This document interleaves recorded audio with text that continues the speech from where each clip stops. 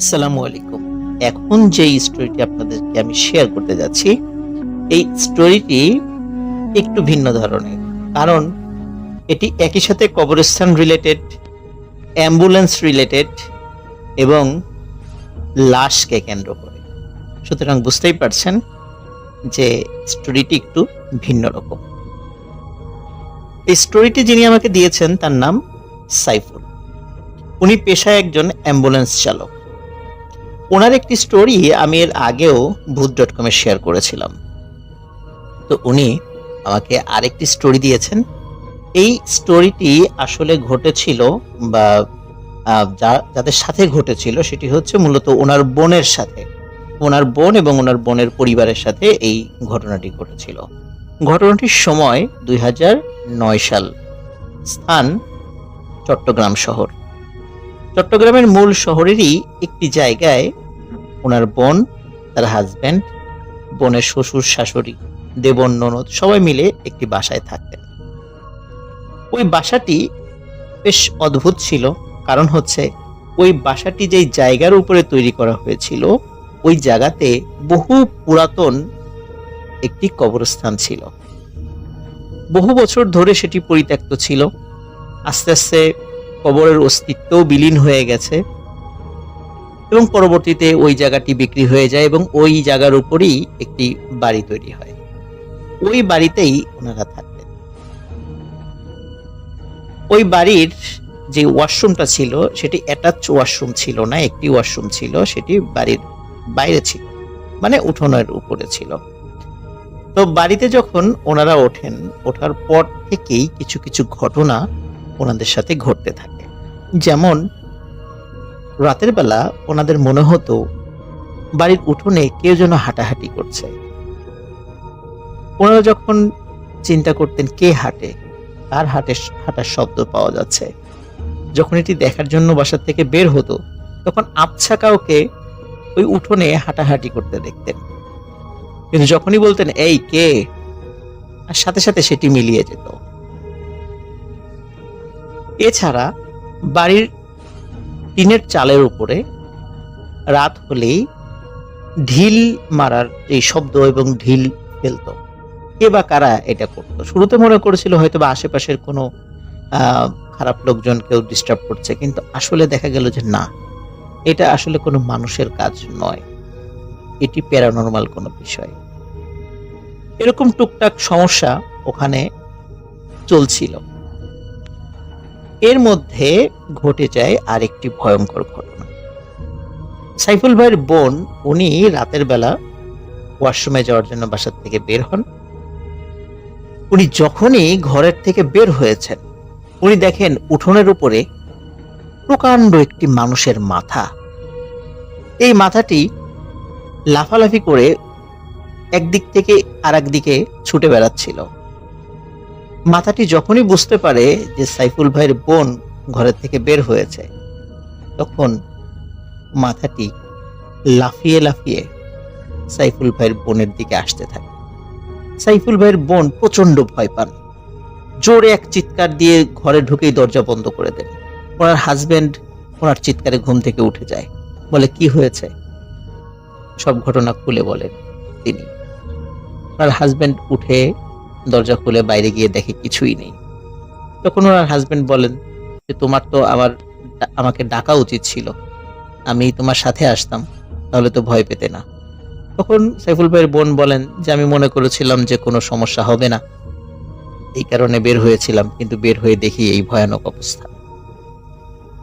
যাই হোক, এই ঘটনার কয়েকদিন পরে আরেকটি অদ্ভুত ঘটনা ওই বাড়িতে ঘটতে থাকে। সেটি হচ্ছে গভীর রাত্রে একজন মহিলা ওই ঘরের দরজায় টক টক টক টক করে শব্দ করত এবং বলতো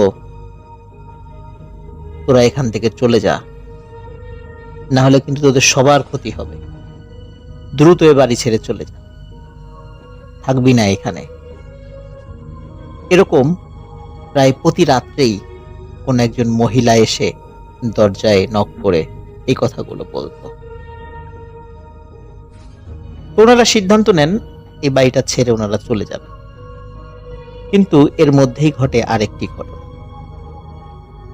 সাইফুল ভাইয়ের বোনের শ্বশুর একদিন রাত্রে খাওয়া দাওয়ার পরে ফ্রেশ হওয়ার জন্য ওয়াশরুমে যান। ওয়াশরুম থেকে ফিরে এসেই উনি বলেন যে আমার বুকে ব্যথা হচ্ছে। এই কথা বলতে বলতেই উনি মেঝেতে পড়ে যান এবং আসলে কোনো ধরনের কোনো সময় না দিয়েই উনি পৃথিবীর মায়া ত্যাগ করে চলে যান।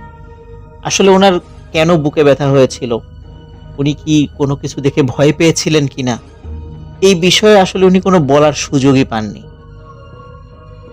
উনি জাস্ট খালি বলেন যে আমার বুকে ব্যথা হচ্ছে। এ কথা বলেই উনি মেঝেতে পড়ে যান এবং এর কিছু সময়ের মধ্যেই উনি মারা যান। বাড়ির সবাই কান্নাকাটি শুরু করে দেয়।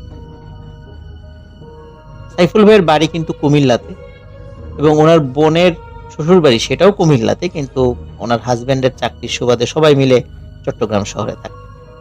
যেহেতু ওনার শ্বশুরের বাড়ি কুমিল্লাতে, মানে সাইফুল ভাইয়ের বোনের শ্বশুরের বাড়ি কুমিল্লাতে, তাদের সিদ্ধান্ত হয় যে রাত্রেই লাশ নিয়ে তারা কুমিল্লাতে ফিরে আসবে। তখন একটি অ্যাম্বুলেন্স ভাড়া করা হয়, ওই অ্যাম্বুলেন্সে লাশ তোলা হয় এবং সবাই মিলে ওই অ্যাম্বুলেন্সে উঠে কুমিল্লা শহরের দিকে ওই রাত্রে রওনা দেয়।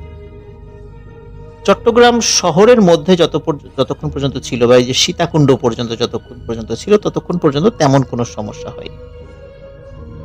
যখন চট্টগ্রাম পার হয়ে ফেনীর মধ্যে গাড়িটা প্রবেশ করে, ঢাকা চিটাগাং হাইওয়ে দিয়ে আসছিল, ওই দিন রাস্তাঘাটে গাড়িও তুলনামূলক কম ছিল। তো গাড়িটি এগিয়ে যাচ্ছে, হঠাৎ গাড়িতে থাকা প্রত্যেকের কাছে মনে হচ্ছে, এবং যিনি অ্যাম্বুলেন্সের যিনি ড্রাইভার ছিলেন তিনিও বলছেন যে কি ব্যাপার, গাড়িটা হঠাৎ এরকম উঁচু হয়ে যাচ্ছে কেন। মানে মনে হচ্ছিল গাড়িটা কিছু সময় পরে কয়েক হাত উঁচু হয়ে যাচ্ছে এবং ঠাস করে আবার নিচে পড়ে যাচ্ছে। তো এভাবে মাঝে মাঝে এর মানে তাদের কাছে এটা ফিল হচ্ছিল এবং বাস্তবেও সেটাই ঘটছিল। গাড়িটা যে কোনো সময় ভয়ানক একটা দুর্ঘটনায় পতিত হতে পারে, কিন্তু এমত অবস্থায় কি করবে তারা কিছুই বুঝে পাচ্ছে না যে এমনটা হওয়ার কারণ কি। তারা গাড়ির মধ্যে জোরে জোরে দোয়া দুরুদ পড়া শুরু করে, প্রত্যেকেই, ড্রাইভার থেকে শুরু করে নিয়ে। গাড়িটা যখন ফেনী পার হচ্ছে বা নোয়াখালীর কাছাকাছি চলে আসে আর কি, তখন আরেকটি অদ্ভুত এবং ভয়ানক ঘটনা প্রত্যেকেই দেখে। এটি সর্বপ্রথম গাড়ির যে ড্রাইভার, উনি লুকিং গ্লাসে এটি দেখতে পান। উনি দেখতে পান গাড়ির পেছনে 10-12টি বড় বড় কুকুর প্রচন্ড জোরে দৌড়াতে দৌড়াতে গাড়ির পেছন পেছন আসছে এবং গাড়ির কাছাকাছি এসে জোরে চিৎকার চেঁচামেচি শুরু করে। শুধু এখানেই যে বিষয়টা থেমে থাকে তা কিন্তু নয়, প্রিয় লিসেনার্স। আমরা জানি অ্যাম্বুলেন্সের পিছনে একটা ব্যাগ ডালা থাকে, যেটা উঁচু করা যায় এবং উঁচু করে সাধারণত ডেড বডি ঢোকানো বা বের করা বা রুগীকে ঢোকানো বা বের করার এই কাজটি করা হয়। মাঝে মাঝেই এই গাড়ির পেছনের এই ব্যাগ ডালাটি খুলে উঁচু হয়ে যাচ্ছিল এবং পেছনে থাকা এই কুকুরগুলো লাফ দিয়ে ওই অ্যাম্বুলেন্সের মধ্যে প্রবেশ করার চেষ্টা করছিল, কিন্তু তারা সেটা পারছিল না, কারণ পেছনে যে সাইফুল ভাইয়ের যে দুলাভাই ছিল উনি বারবার ওই ব্যাগডালাটা আবার টেনে বন্ধ করে দিচ্ছিলেন। কিন্তু উনি সাহসী মানুষ হলেও এই ধরনের ঘটনা, কারণ কুকুর এত জোরে কিন্তু দৌড়াতে পারে না, আর ঢাকা চিটাগাং হাইওয়েতে এত জোরে গাড়ি চলছে, সেখানে কুকুরগুলো প্রায় অ্যাম্বুলেন্সকে ধরে ফেলছে, এটা কিন্তু একটা অবিশ্বাস্য বিষয় ছিল। রাস্তায় কিন্তু আরো বেশ কিছু গাড়ি চলছিল, তাদেরকে পাশ কাটিয়ে চলে যাচ্ছিল, কিন্তু সেই গাড়িগুলোকে দেখে কিন্তু মনে হচ্ছিল না যে পিছনে এই যে যেই কুকুরগুলো আসছে বা এই ধরনের ঘটনা ওই গাড়ির সাথে ঘটছে, তারা পেছন থেকে এই সমস্ত বিষয় দেখছে। তারা চিন্তা করছিল এগুলো শুধু তারাই দেখছে, অন্য কেউ হয়তো দেখছে না। কুকুরগুলোর উৎপাত যখন চরমে উঠে যায়, তখন একটা সময় ড্রাইভার গাড়িটা রাস্তার একপাশে দাঁড় করান, সাহস করে নেমে আসেন, কিন্তু নেমে আসার পরে দেখা যায় যে কোনো কুকুর নেই। কিন্তু গাড়ির যে ব্যাগডালাটি রয়েছে, এই ব্যাগডালার উপরে অসংখ্য আঁচড়ের দাগ যেগুলো ওই কুকুরগুলো ওই গাড়ির পেছনে, মানে অ্যাম্বুলেন্সের পেছনে আঁচড় দিয়েছিল। যাই হোক, ওনারা দোয়া দরুদ পড়তে পড়তে আবার গাড়িতে উঠে যান, আবার গাড়ি চলা শুরু করে। গাড়ি যখন ফেনী পার হয়ে নোয়াখালীতে চলে আসেন এবং একটি নির্জন রাস্তার কাছাকাছি চলে আসেন, মানে ওই জায়গাতে আশেপাশে আর কোনো গাড়ি তেমন দেখা যাচ্ছিল না, তখন অদ্ভুত আরো একটি ঘটনা ঘটা শুরু করে। সেটি হচ্ছে, ওই গাড়িতে থাকা প্রত্যেকে ফিল করছিলেন যে ওই অ্যাম্বুলেন্সের যেই অংশটায় বা মানে যেই পাশে সাইফুল ভাইয়ের বোনের শ্বশুরের লাশটি রাখা হয়েছে, মনে হচ্ছে ওই পাশটি বারবার উঁচু হয়ে যাচ্ছে। গাড়িটা উনি স্পিডে উঠাতে পারছিলেন না, কারণ স্পিড যদি গাড়ির বেড়ে যায় তাহলে এই ধরনের ঘটনা ঘটলে ভয়ানক দুর্ঘটনা ঘটতে পারে। ওনারা আসলে বুঝতে পারছিলেন না এমত অবস্থা ওনারা কি করবেন। ওনাদের শুধু একটাই করার ছিল, যে আল্লাহকে ডাকা, এবং সেই কাজটি ওনারা করে যাচ্ছিলেন। কিছু সময় পরে হঠাৎ গম গম শব্দে ওনাদের কানে একটি শব্দ ভেসে আসে। কেউ বলছে, লাশটি রেখে যা, লাশটি আমাদেরকে দিয়ে যা, না হলে কিন্তু তোরা সবাই মরবি, এই গাড়ি দুর্ঘটনায় তোরা সবাই মারা যাবি, এখনো সময় আছে, লাশটি দিয়ে যা। তো এই শব্দটা যখন বাইরে থেকে আসছিল প্রত্যেকেই খুব ভয় পাচ্ছিলেন, কিন্তু প্রত্যেকেই এই বিষয়ে সবাই ডিটারমাইন্ড ছিলেন যে লাশ আমরা কাউকে দেব, যে যাই কিছু বলুক, যে যাই কিছু করুক, লাশ আমরা কাউকে দিব না। যথাযথ মর্যাদার মাধ্যমে এই লাশকে আমরা দাফন করব। এই কোনো প্যারানরমাল ভূত প্রেতের উৎপাতে বা কোনো পিশাচের উৎপাতে আমরা লাশ কোথাও রেখে যাব, তার জন্য যদি আমাদের যত ক্ষয়ক্ষতি হয় আমরা সেটা মেনে নিতে রাজি আছি, কিন্তু আল্লাহ আমাদেরকে হেফাজত করবেন। এই চিন্তা করে ওনারা যাচ্ছিলেন, এবং ড্রাইভারও খুব সাহসী ছিলেন। ওনার সাথে এই ঘটনা, মানে ওই অ্যাম্বুলেন্সের চালক যে ড্রাইভারের সাথে এই ঘটনা ওনার জীবনে এটি প্রথম ছিল। উনিও ভয় পাচ্ছিলেন, কিন্তু তারপরও উনি চিন্তা করছিলেন যে অশুভ শক্তির কাছে মাথা নত করা যাবে না, আল্লাহ আমাদেরকে হেফাজত করবেন। উনি গাড়ি চালাচ্ছিলেন। একটি জায়গায় এসে, মানে যখন নোয়াখালীর একদম ভেতরে ঢুকে যান, তখন আর কোনো কিছু ওনারা দেখতে পাচ্ছিলেন না। একদম স্বাভাবিকভাবে গাড়ি চলছিল, কোনো কুকুর নাই, কিচ্ছু নাই, একদম স্বাভাবিক হয়ে যায়। তখন একটি জায়গায় ওনারা গাড়িটা দাঁড় করান, যেখানে আশেপাশে দোকানপাট রয়েছে, এবং ওনারা একটু বিশ্রাম নেওয়ার জন্য এবং ফ্রেশ হওয়ার জন্য মানে একটা জায়গায় যাত্রা বিরতি। যখন ওনারা ফ্রেশ হচ্ছিলেন, হালকা পাতলা নাস্তা করছিলেন, হঠাৎ প্রচন্ড শব্দে ওই অ্যাম্বুলেন্সের দুটো টায়ার পাংচার হয়ে যায়। ড্রাইভার সাহেব গাড়ির কাছে আসেন এবং গাড়িতে থাকা আরো যে যারা ছিলেন, বিশেষ করে সাইফুল ভাইয়ের বোন, তারপরে শাশুড়ি, তারপরে সাইফুল ভাইয়ের দুলা ভাই, তারা প্রত্যেকে এসে অদ্ভুত একটি বিষয় দেখতে পান। এটি হচ্ছে, ওই অ্যাম্বুলেন্সের দুটো চাকা মনে হচ্ছে কোনো প্রাণী এমন ভাবে কামড় দিয়েছে ওই চাকার উপরে, এবং কামড় দিয়ে চাকার একটি অংশ তুলে নিয়ে গেছে। এবং একটি চাকায় না, এটি দুটো চাকায় এই ধরনের ঘটনা ঘটে। ওরা খুবই অবাক হন যে এরকম তো হয় না, আর এত জোরে কামড় কে দিল, কোনো প্রাণী তো কামড় দিয়ে এরকম ক্ষতি করার কথা না। যাই হোক, গাড়িতে দুটি স্পেয়ার চাকা ছিল, এই দুটি চাকা লাগানো হয়। তারপরে চাকা লাগিয়ে আবার গাড়ি চলা শুরু করে। গাড়িটি যখন কুমিল্লা শহরের কাছাকাছি চলে আসে, তখন আরো একটি ভয়ানক ঘটনা। সেটি হচ্ছে, ওনারা প্রত্যেকেই দেখেন যে রাস্তার উপরে একটি লাশ ভেসে আছে। এটি একবার ডান পাশে যাচ্ছে, একবার বাম পাশে যাচ্ছে, এবং বারবার তাদের গাড়িকে থামিয়ে দেওয়ার চেষ্টা করছে। এবং কেউ একজন বলছে, এখনো সময় আছে, লাশটি দিয়ে যা, না হলে তোরা সবাই মরবি। ড্রাইভার সাহেব আর সাহস ধরে রাখতে পারেন, উনি গাড়িটি থামিয়ে দেন। কারণ উনি গাড়িটা চালাতে পারছিলেন না সামনে এরকম দৃশ্য দেখে। আর ওনারা যে এতটা পথ সাবলীলভাবে গাড়ি চালিয়ে এসেছেন, এটাই আল্লাহর একটা বিশেষ রহমত ছিল। কারণ এই ধরনের ঘটনা ঘটার পরে গাড়ির অ্যাক্সিডেন্ট করাটা খুবই একটা স্বাভাবিক ব্যাপার, কিন্তু আল্লাহর রহমতে সেই ধরনের ঘটনা ঘটেনি। ড্রাইভার সাহেব গাড়ি থামান, গাড়ি থেকে নামেন, সামনে কিছুই দেখা যায় না।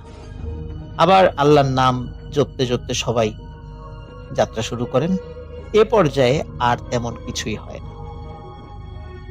কুমিল্লা শহরে এসে এবং তাদের যে গ্রামের বাড়ি সেখানে আসতে আসতে ভোর হয়ে যায়, মানে ফজরের আজান হয়ে তার দিকে সাদা হয়ে যায়, আর আলোকিত হয়ে যায়। সাইফুল ভাইয়ের বোনের শ্বশুরকে গোসল দেয়া হয়, জানাজা করানো হয় এবং তাকে দাফন করা হয়। এইটুক পর্যন্ত, ওই দিন পর্যন্ত মোটামুটি সব ঠিকঠাক ছিল। ওই রাত্রে আরো একটি অদ্ভুত ঘটনা, কিন্তু এই ঘটনাটি ঘটে সাইফুল ভাইয়ের বোনের ননদের সাথে। উনি রাত্রে যখন ঘুমিয়েছিলেন, স্বপ্নে উনি দেখতে পান যে কোনো একজন মানুষ কাঁধে করে একটি লাশ নিয়ে আসছে। লাশটি সাদা কাফনে মোড়ানো। লাশটি কাঁধে করে নিয়ে এসে দরজা খুলে ঘরের ভিতরে ঢুকে ঠাস করে ওনার গায়ের উপরে ফেলে দেন, মানে সাইফুল ভাইয়ের বোনের ওই ননদের গায়ের উপরে। স্বপ্নের মধ্যে এই জিনিসটা দেখে উনি ধর্মর করে উঠে বসে উনি যেটি দেখেন, সেটি দেখার জন্য উনি মোটেও প্রস্তুত ছিলেন। উনি দেখেন স্বপ্নের মধ্যে যে লাশটি ওনার গায়ের উপরে কেউ একজন ফেলে দিয়েছে, ওই লাশটি ওনার পাশে শুয়ে আছে, মানে ওই লাশটি ওনার পাশে রাখা। উনি প্রচন্ড জোরে এক চিৎকার দেন। ওনার চিৎকারে ঘরের অন্য লোকজন চলে আসে, এসে দেখে যে কিছুই নেই। উনি বলেন যে উনি স্বপ্নে এরকমটা দেখেছেন এবং স্বপ্ন ভেঙে ওঠার পরে এই ঘটনা ঘটে। তখন সবাই বলে যে এটা তোমার মনের ভুল, স্বপ্ন দেখেছো। কারণ আজকে মানে যেহেতু লাশ আনার সময় এতগুলো ঘটনা ঘটেছে, এই জন্য মনের মধ্যে এই বিষয়গুলো বারবার ঘুরপাক খাচ্ছে, যার কারণে এই জিনিসটা বারবার সামনে আসছে। 2001 ইমাম সাহেবের কাছে ওনার এক দুঃসম্পর্কের আত্মীয় এসে জোরাজোরি করতে থাকে একটা ছেলেকে দেখবার জন্য। স্বাভাবিক, কোনো সমস্যা না। অনেক কবিরাজ ওঝা দেখানো হয়েছে, কিন্তু কোনো সমাধান কেউ দিতে পারছে না। তাই বাধ্য হয়েই তার কাছে যাওয়া। তো ছেলেটি ছিল তার সেই লোকের ভাতিজা, তার নাম ছিল মনসুর। তো বদমায়েশি আর বেয়াদবির কারণে এলাকায় ওনার নাম হয়ে ডাক হয়েছিল মনসুর মাস্তান। যেখানে ঘটনাটা ঘটেছিল সেটা কুষ্টিয়ার কোনো একটি এলাকা, যেখানে নাম প্রকাশে নিষেধ থাকায় ইমাম সাহেব সেই এলাকার নামটি উল্লেখ করেননি। কয়েক বছর পেছনে ফিরে যাই। 1982 সালের ঘটনা। তখন মনসুরের বয়স 10 বছর। হঠাৎ একদিন মনসুরকে খুঁজে পাওয়া যাচ্ছিল না। বাইরে খেলাধুলা করে খাবার খাওয়ার জন্য বাড়িতে ফেরার কথা সেই দুপুরে, কিন্তু এদিকে সন্ধ্যা করে রাত হয়ে যাবার পরও মনসুরের কোনো হদিশ নেই। টানা 2 দিন খোঁজ চলতে থাকে। শেষে 3য় দিনে এসে একদিন মনসুরের বাড়িতে একটা হুজুর টাইপের লোক আসে। এই লোককে তারা তাদের এলাকায় আগে কখনো দেখেনি। এসে মনসুরের মাকে বলে, তোর ছেলেটা খুব বিপদের মধ্যে আছে রে, যার খপ্পরেও পড়েছে, সে একদমই স্বাভাবিক কেউ না। এদিকে মনসুরের মা এটা শুনে আবারও কান্নাকাটি শুরু করে দিয়েছে, কারণ এটা কি বলছে লোকটা। আর অচেনা লোকটা মনসুরের মাকে জানায় যে আজ থেকে 2 দিন পর তোর ছেলে তোর কোলে ফিরে আসবে, কিন্তু সাবধান, তোর ছেলে খুব খারাপভাবে বদলে যাবে। ব্যবহার, আচার আচরণের মধ্যে অনেক অমিল পাবি, তুই আগের মতো পাবি না। আরো অনেক পরিবর্তন হবে, যা সময়ই বলে দেবে। ওকে চোখে চোখে রাখিস। এই বলে লোকটা সেখান থেকে চলে যায়। কথা অনুযায়ী ঠিক 2 দিন পর মনসুরকে খুঁজে পাওয়া যায়। রাতের বেলা হুট করে মনসুরের ডাক শুনে ওর আম্মার ঘুম ভাঙে। বাইরে গিয়ে দেখতে পায় সত্যি মনসুর দাঁড়িয়ে আছে। পরনে সেই সাদা নীল বর্ণের জামা প্যান্ট, মুখটা গোমরা, আগের মতন প্রফুল্ল না। 1987। মূল ঘটনা শুরু এখান থেকেই। সেদিন মনসুর প্রথমবারের মতো এলাকায় বখাটের নাম পায়। গ্রামে এক বুড়ো ভিক্ষুক মহিলা থাকতেন। একদিন মনসুরের বাবার কাছে এলাকার লোক নালিশ নিয়ে আসে মনসুর পারুদাদির মাথা ফাটিয়ে দিয়েছে। সেই বৃদ্ধ মহিলাকে সবাই পারুদাদি নামে ডাকত। তো এলাকায় বিচার বসে। বৃদ্ধ মহিলা বলেন, ভিক্ষা করে সেদিন তিনি সন্ধ্যাবেলা বাড়ি ফিরছিলেন। রাস্তায় দেখতে পান মনসুর তার দিকে হাত পেতে দাঁড়িয়ে আছে। মহিলার হাতে একটা মাছ ছিল। মনসুর বৃদ্ধ মহিলার দিকে তাকিয়ে বলতে থাকে, দাদি, মাছটা পছন্দ হয়েছে। এবং বৃদ্ধ মহিলা মনসুরকে তার বাড়িতে নিয়ে যায়। মনসুরের বসে হাড়ি পাতিল বের করতে করতে বলতে থাকেন, এই ভিক্ষুকের কাছে খাবার চাইছস? এই ভিক্ষুক নিজেই তো খাবার পায় না, তিনি খেতে দেওয়ার জন্য কিছু খুঁজছিলেন। এমন সময় মনসুর তার পেছন থেকে কিছু একটা দিয়ে বৃদ্ধ মহিলার মাথায় আঘাত করে মাছটা সেখান থেকে নিয়ে পালিয়ে যান। মহিলা চেঁচামেচি শুরু করেন এবং লোকজন এলে সব বলেন। এরপর বিচারের ফয়সালা হয় যে মনসুরের বাবাকে পারুদাদির কাছে মাফ চাইতে এবং চিকিৎসার খরচাপাতি বহন করতে হবে। মনসুরের বাবা বাধ্য হয়ে তাই করেন। বাড়ি ফেরার পর তিনি মনসুরকে বেধড়ক পেটান। মায়ের কারণে শেষ পর্যন্ত সেটা জ্বর পর্যন্ত চলে এসেছিল। এরপর থেকে মনসুরের বখাটাপনা আরো বেড়ে যেতে শুরু করে। কয়েক বছর পর এমন অবস্থা শুরু হয় যে মনসুর শুক্রবার ছাড়া আর কোনো রাতেই ঘরে পাওয়া যেত না। কোথায় যেত, কেন যেত, সেটার খোঁজ মনসুরের পরিবার কিংবা গ্রামের কোনো মানুষই জানতো না। এক বুধবারের ঘটনা। একজন দিনমজুর গ্রামে ফিরছিলেন সেই রাতে। এলাকার পেছন দিকে একটা শ্মশান ঘাট ছিল। পাশ কেটে যাওয়ার সময় তিনি শুনতে পান শ্মশানের ওদিক থেকে দল বাঁধা অনেকগুলো কুকুরের কান্নার আওয়াজ, মানুষের হাততালির শব্দ এবং ভেসে আসছিল উলু দেওয়ার আওয়াজ। যেহেতু আগের আমলের গ্রামের লোক, তাই ভুতুরে বিষয়ে বিশ্বাস থাকাটা অনেকটাই স্বাভাবিক। সেই লোক চোখ মুখ বন্ধ করে সোজা দৌড় দেয়। মেঠো পথে হোঁচট খেয়ে সে গড়াতে গড়াতে একটা ক্ষেতের মধ্যে পড়ে যায়। সেদিন ছিল জ্যোৎস্না রাত। সে দেখতে পায় শ্মশানের ওদিক থেকে রাস্তা ধরে একটা কালো কুচকুচে বর্ণের মহিলা হেঁটে আসছে তার দিকে। হালকা বাতাসে চুলগুলো অস্বাভাবিকভাবে এদিক সেদিক উঠছে। তার হাতে একটা মাটির হাঁড়ি, দুহাতে হাঁড়ি আঁকড়ে হাঁটতে হাঁটতে দিনমজুর লোকটার দিকে এগিয়ে আসছে। সে উঠে দৌড় দেবে ভাবছিল, কিন্তু তার মনে হতে থাকে তার পা মাটিতে খেতে গেছে। সে নড়াচড়া করতে পারছে না। মহিলাটা তার কাছে এসে মাটির হাঁড়িটা রাস্তার মাঝে ফেলে দিয়ে প্রায় আধ হাতের মতো জিহ্বা বের করে পৈশাচিক ভঙ্গিতে হাসতে শুরু করে দেয়। হাসির শব্দে লোকটার মনে থাকে যে তার কান ফেটে এখনই রক্ত বেরিয়ে আসবে। কোনো রকমে উঠে দাঁড়িয়ে সে ক্ষেতের মধ্যে দিয়ে আল্লাহ আল্লাহ করতে করতে দৌড়ানো শুরু করেন এবং এলাকার মসজিদের সামনে এসে জ্ঞান হারায়। সে ওই এলাকার মসজিদের ইমামকে বলেছিল রাতের ঘটনাটা। তিনি লোকটিকে ঝাড়ফুঁক করে দিয়েছিল। সেই লোকের সাথে সেদিন থেকে কিছু উদ্ভট ঘটনা শুরু হয় এবং যা ছিল মনসুর কেন্দ্রিক। কিছুদিন পর দিনমজুর লোকটা এলাকার হুজুরের কাছে এসে কাঁদতে শুরু করে। হুজুর জিজ্ঞেস করলে লোকটা বলে, ওই দিন বাড়ি ফেরার পরে রাতে শুয়েছিলেন তিনি। হঠাৎ তার ঘুম ভাঙে বিদ্যুৎ চমকানোর শব্দে। উঠেই দেখতে পান বাইরে প্রচন্ড রকমের ঝড় বৃষ্টি হচ্ছে। তার বাড়ির বরাবর ছিল তাদের এলাকার একটি রাস্তা। হুটহাট হতে থাকা বিদ্যুৎ চমকানোর আলোতে তার মনে হতে থাকে যে রাস্তার উপরে কেউ একজন বোধহয় দাঁড়িয়ে আছে, হাতের ইশারায় তাকে ডাকার চেষ্টা করছে।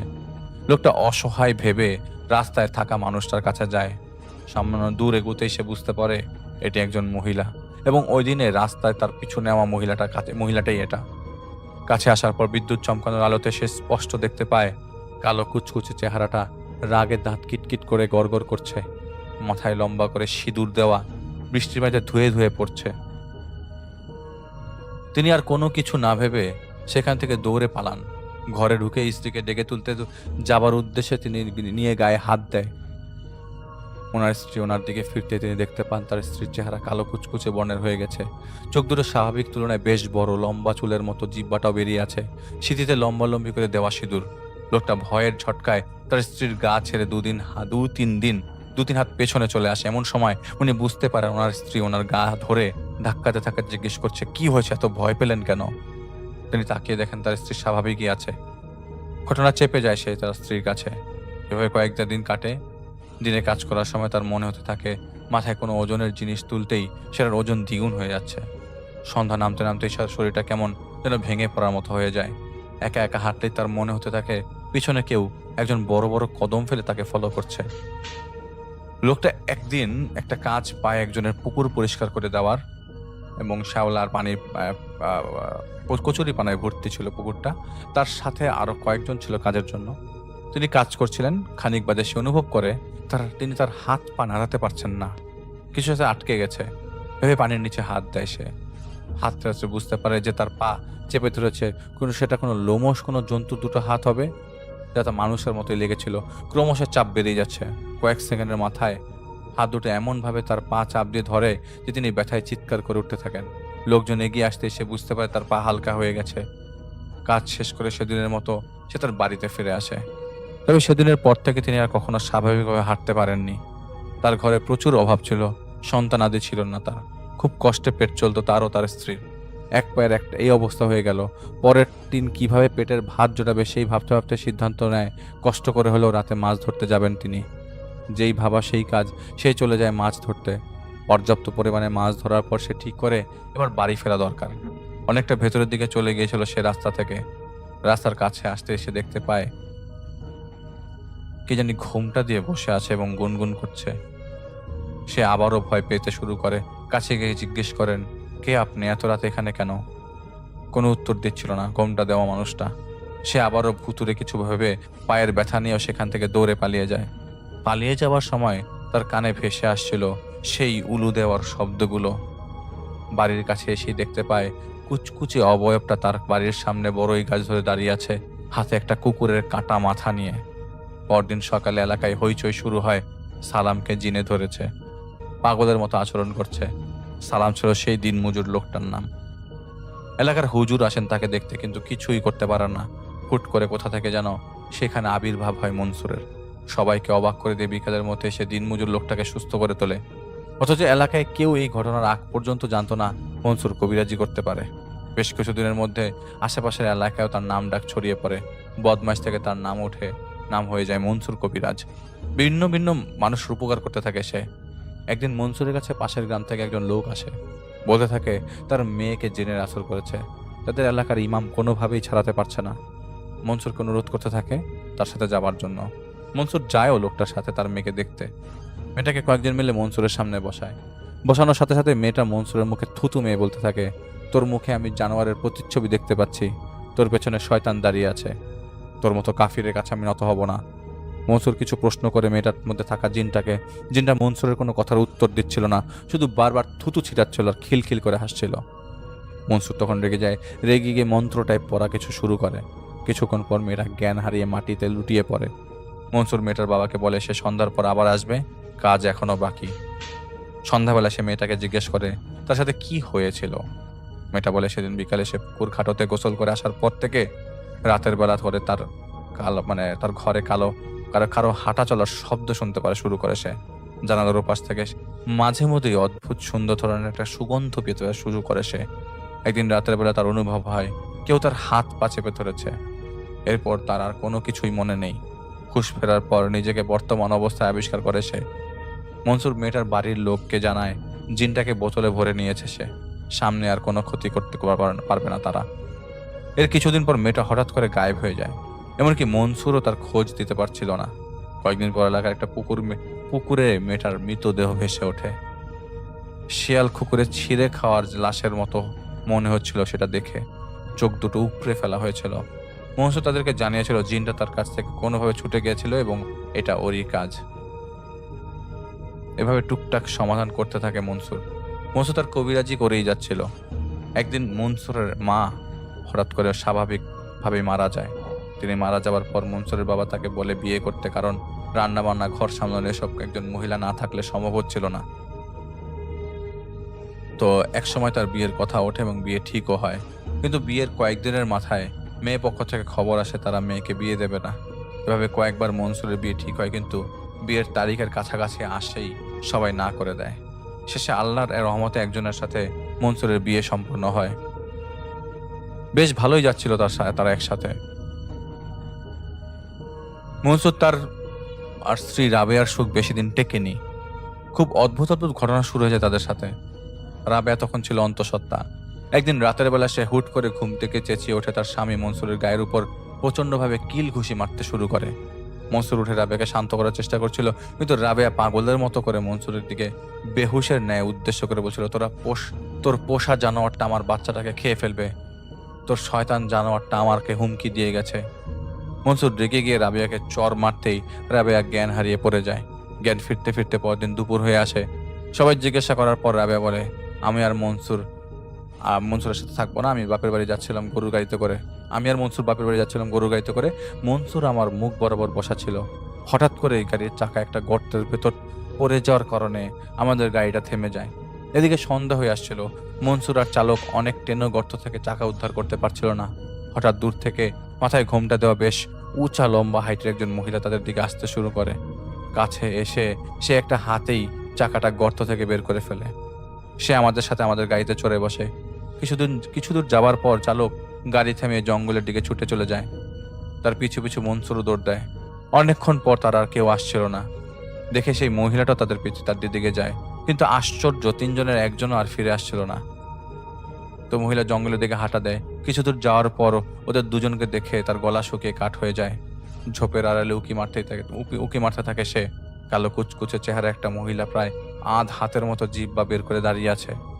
গাড়ির চালক এমনভাবে মাথা নত করে মাথা কাত করে মহিলাটার সামনে হাঁটু গেড়ে বসে আছে যেন তাকে বলি দেবার জন্য বেঁধে রাখা হয়েছে।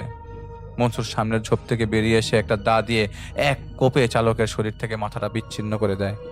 সাথে সাথে মহিলাটা চোখ মুখ ফুটে উঠে একটা পৈশাচিক হাসি। এক হাতে কাটা মাথাটা তুলে নিয়ে দু হাত দিয়ে পিষে ফেলতে শুরু করে সে। আর মনসুর নিচু হয়ে কুকুরের মতো জিব্বা বের করে বলি দেওয়ার লোকটার রক্ত খেতে শুরু করে। হুট করে কালো মহিলাটা ঝোপের দিকে তাকায় এবং এই মনসুরের ওয়াইফকে দেখে। মনসুরকে বলে, যা জানোয়ারটাকে ধরে নিয়ে আয়, ওকে আর ওর বাচ্চাটাকে জবাই করে মাটিতে পুঁতে রাখবো। মনসুর ওই মহিলার দিকে দৌড় দিতে শুরু করে, চিৎকার করে দিয়ে উঠে এবং তার ঘুম ভেঙে যায়। এরপর আর কিছু মনে ছিল না তার, এটা স্বপ্নে তিনি দেখেছেন। মনসুর সান্ত্বনা দেওয়ার জন্য বলেন, এরকম দুঃস্বপ্ন দেখাটাই স্বাভাবিক, সবাই দেখে মাঝে মাঝে। কিন্তু তার স্ত্রীর কথা শুনে মনে হয় মনে মনে সে ঘাবড়ে যায়, কারণ সে নানা রকমের সমস্যার সমাধান করেছে অনেক দিন। কোন জিন তাদের পেছনে পড়েছে তা নিয়ে সে দুশ্চিন্তায় ভুগতে শুরু করে দেয়।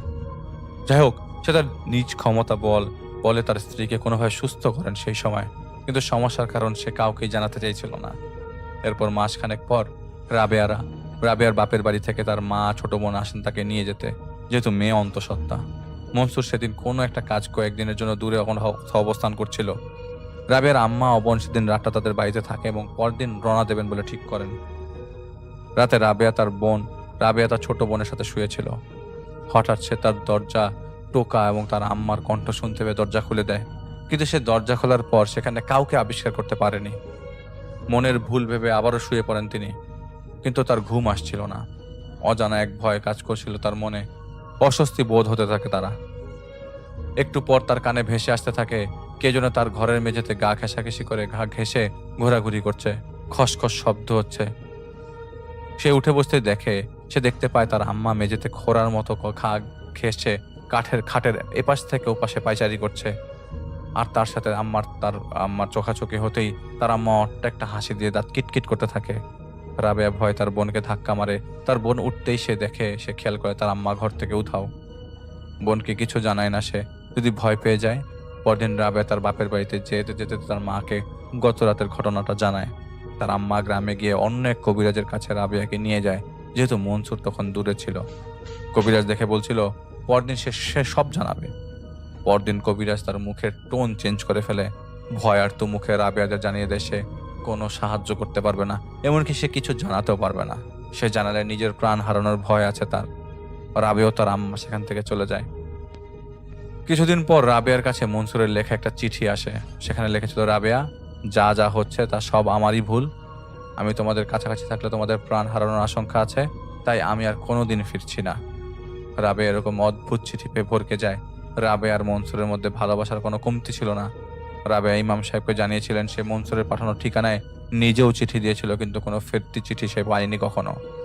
মনসুরের পাঠানো চিঠিটাও ইমাম সাহেব দেখেছিলেন। মনসুর চলে যাবার পর সবকিছু এভাবেই স্বাভাবিক হয়ে যায়। কয়েক মাস পর 1995 সালে রাবেয়া একটি কন্যা সন্তান জন্ম দেন, যার নাম রেখেছিল ময়না। অন্যদিকে মনসুরের নিরুদ্দেশ হওয়ার পর 1 বছরের মতো সময় ফুরিয়ে গেছে, কিন্তু অনেক খুঁজেও কেউ মনসুরকে তখনও খুঁজে পায়নি। 1995 কোনো এক রাতে মনসুর তার পরিবার ফেলে নিরুদ্দেশ হয়ে যায়।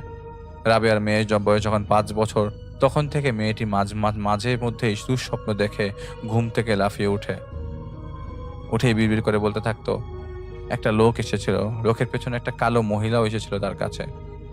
এরপর থেকে রাবেয়া তার মেয়ে ময়নাকে রাতের বেলা জেগে পাহারা দেওয়া শুরু করে। সত্যি কেউ এসেছিল কিনা তা নিয়ে রাবেয়ার বেশ কৌতূহল। একবার রাতে পাহারা দেওয়ার সময় দিদিতে হুট করে ময়না ঘুম থেকে উঠে মাকে জড়িয়ে ধরে ভয় আর তো মুখে বলতে থাকে, ওই মহিলাটা এসেছে দাদার ঘরে। রাবেয়া তার মেয়েকে কোলে নিয়ে দৌড়ে তার শ্বশুরের ঘরের দিকে অগ্রসর হয়। দরজায় ঠক ঠক শুরু করে, কিন্তু ভেতর থেকে কোনো সারা শব্দ আসছিল না। দরজায় কান পেতে সে শুনতে পায় তার শ্বশুরের ঘরের ভেতর থেকে কারো গোঙানির আওয়াজ আসছে, উলু দেওয়ার শব্দ আসছে। ভয় পেয়ে দোয়া পড়তে শুরু করতেই ভেতর থেকে মহিলা পুরুষের মিশ্রিত একটা কণ্ঠ ভেসে আসে তার কানে। আমি অনুমতি না দেওয়া সত্ত্বেও তোর স্বামী তোর মেয়ের সাথে দেখা করার দুঃসাহস করেছিল, যার শাস্তি স্বরূপ তোদের সবাইকে আমি জ্যান্ত নরবলি দিয়ে, তোদের রক্ত দিয়ে স্নান করে গায়ের জ্বালা মেটাবো।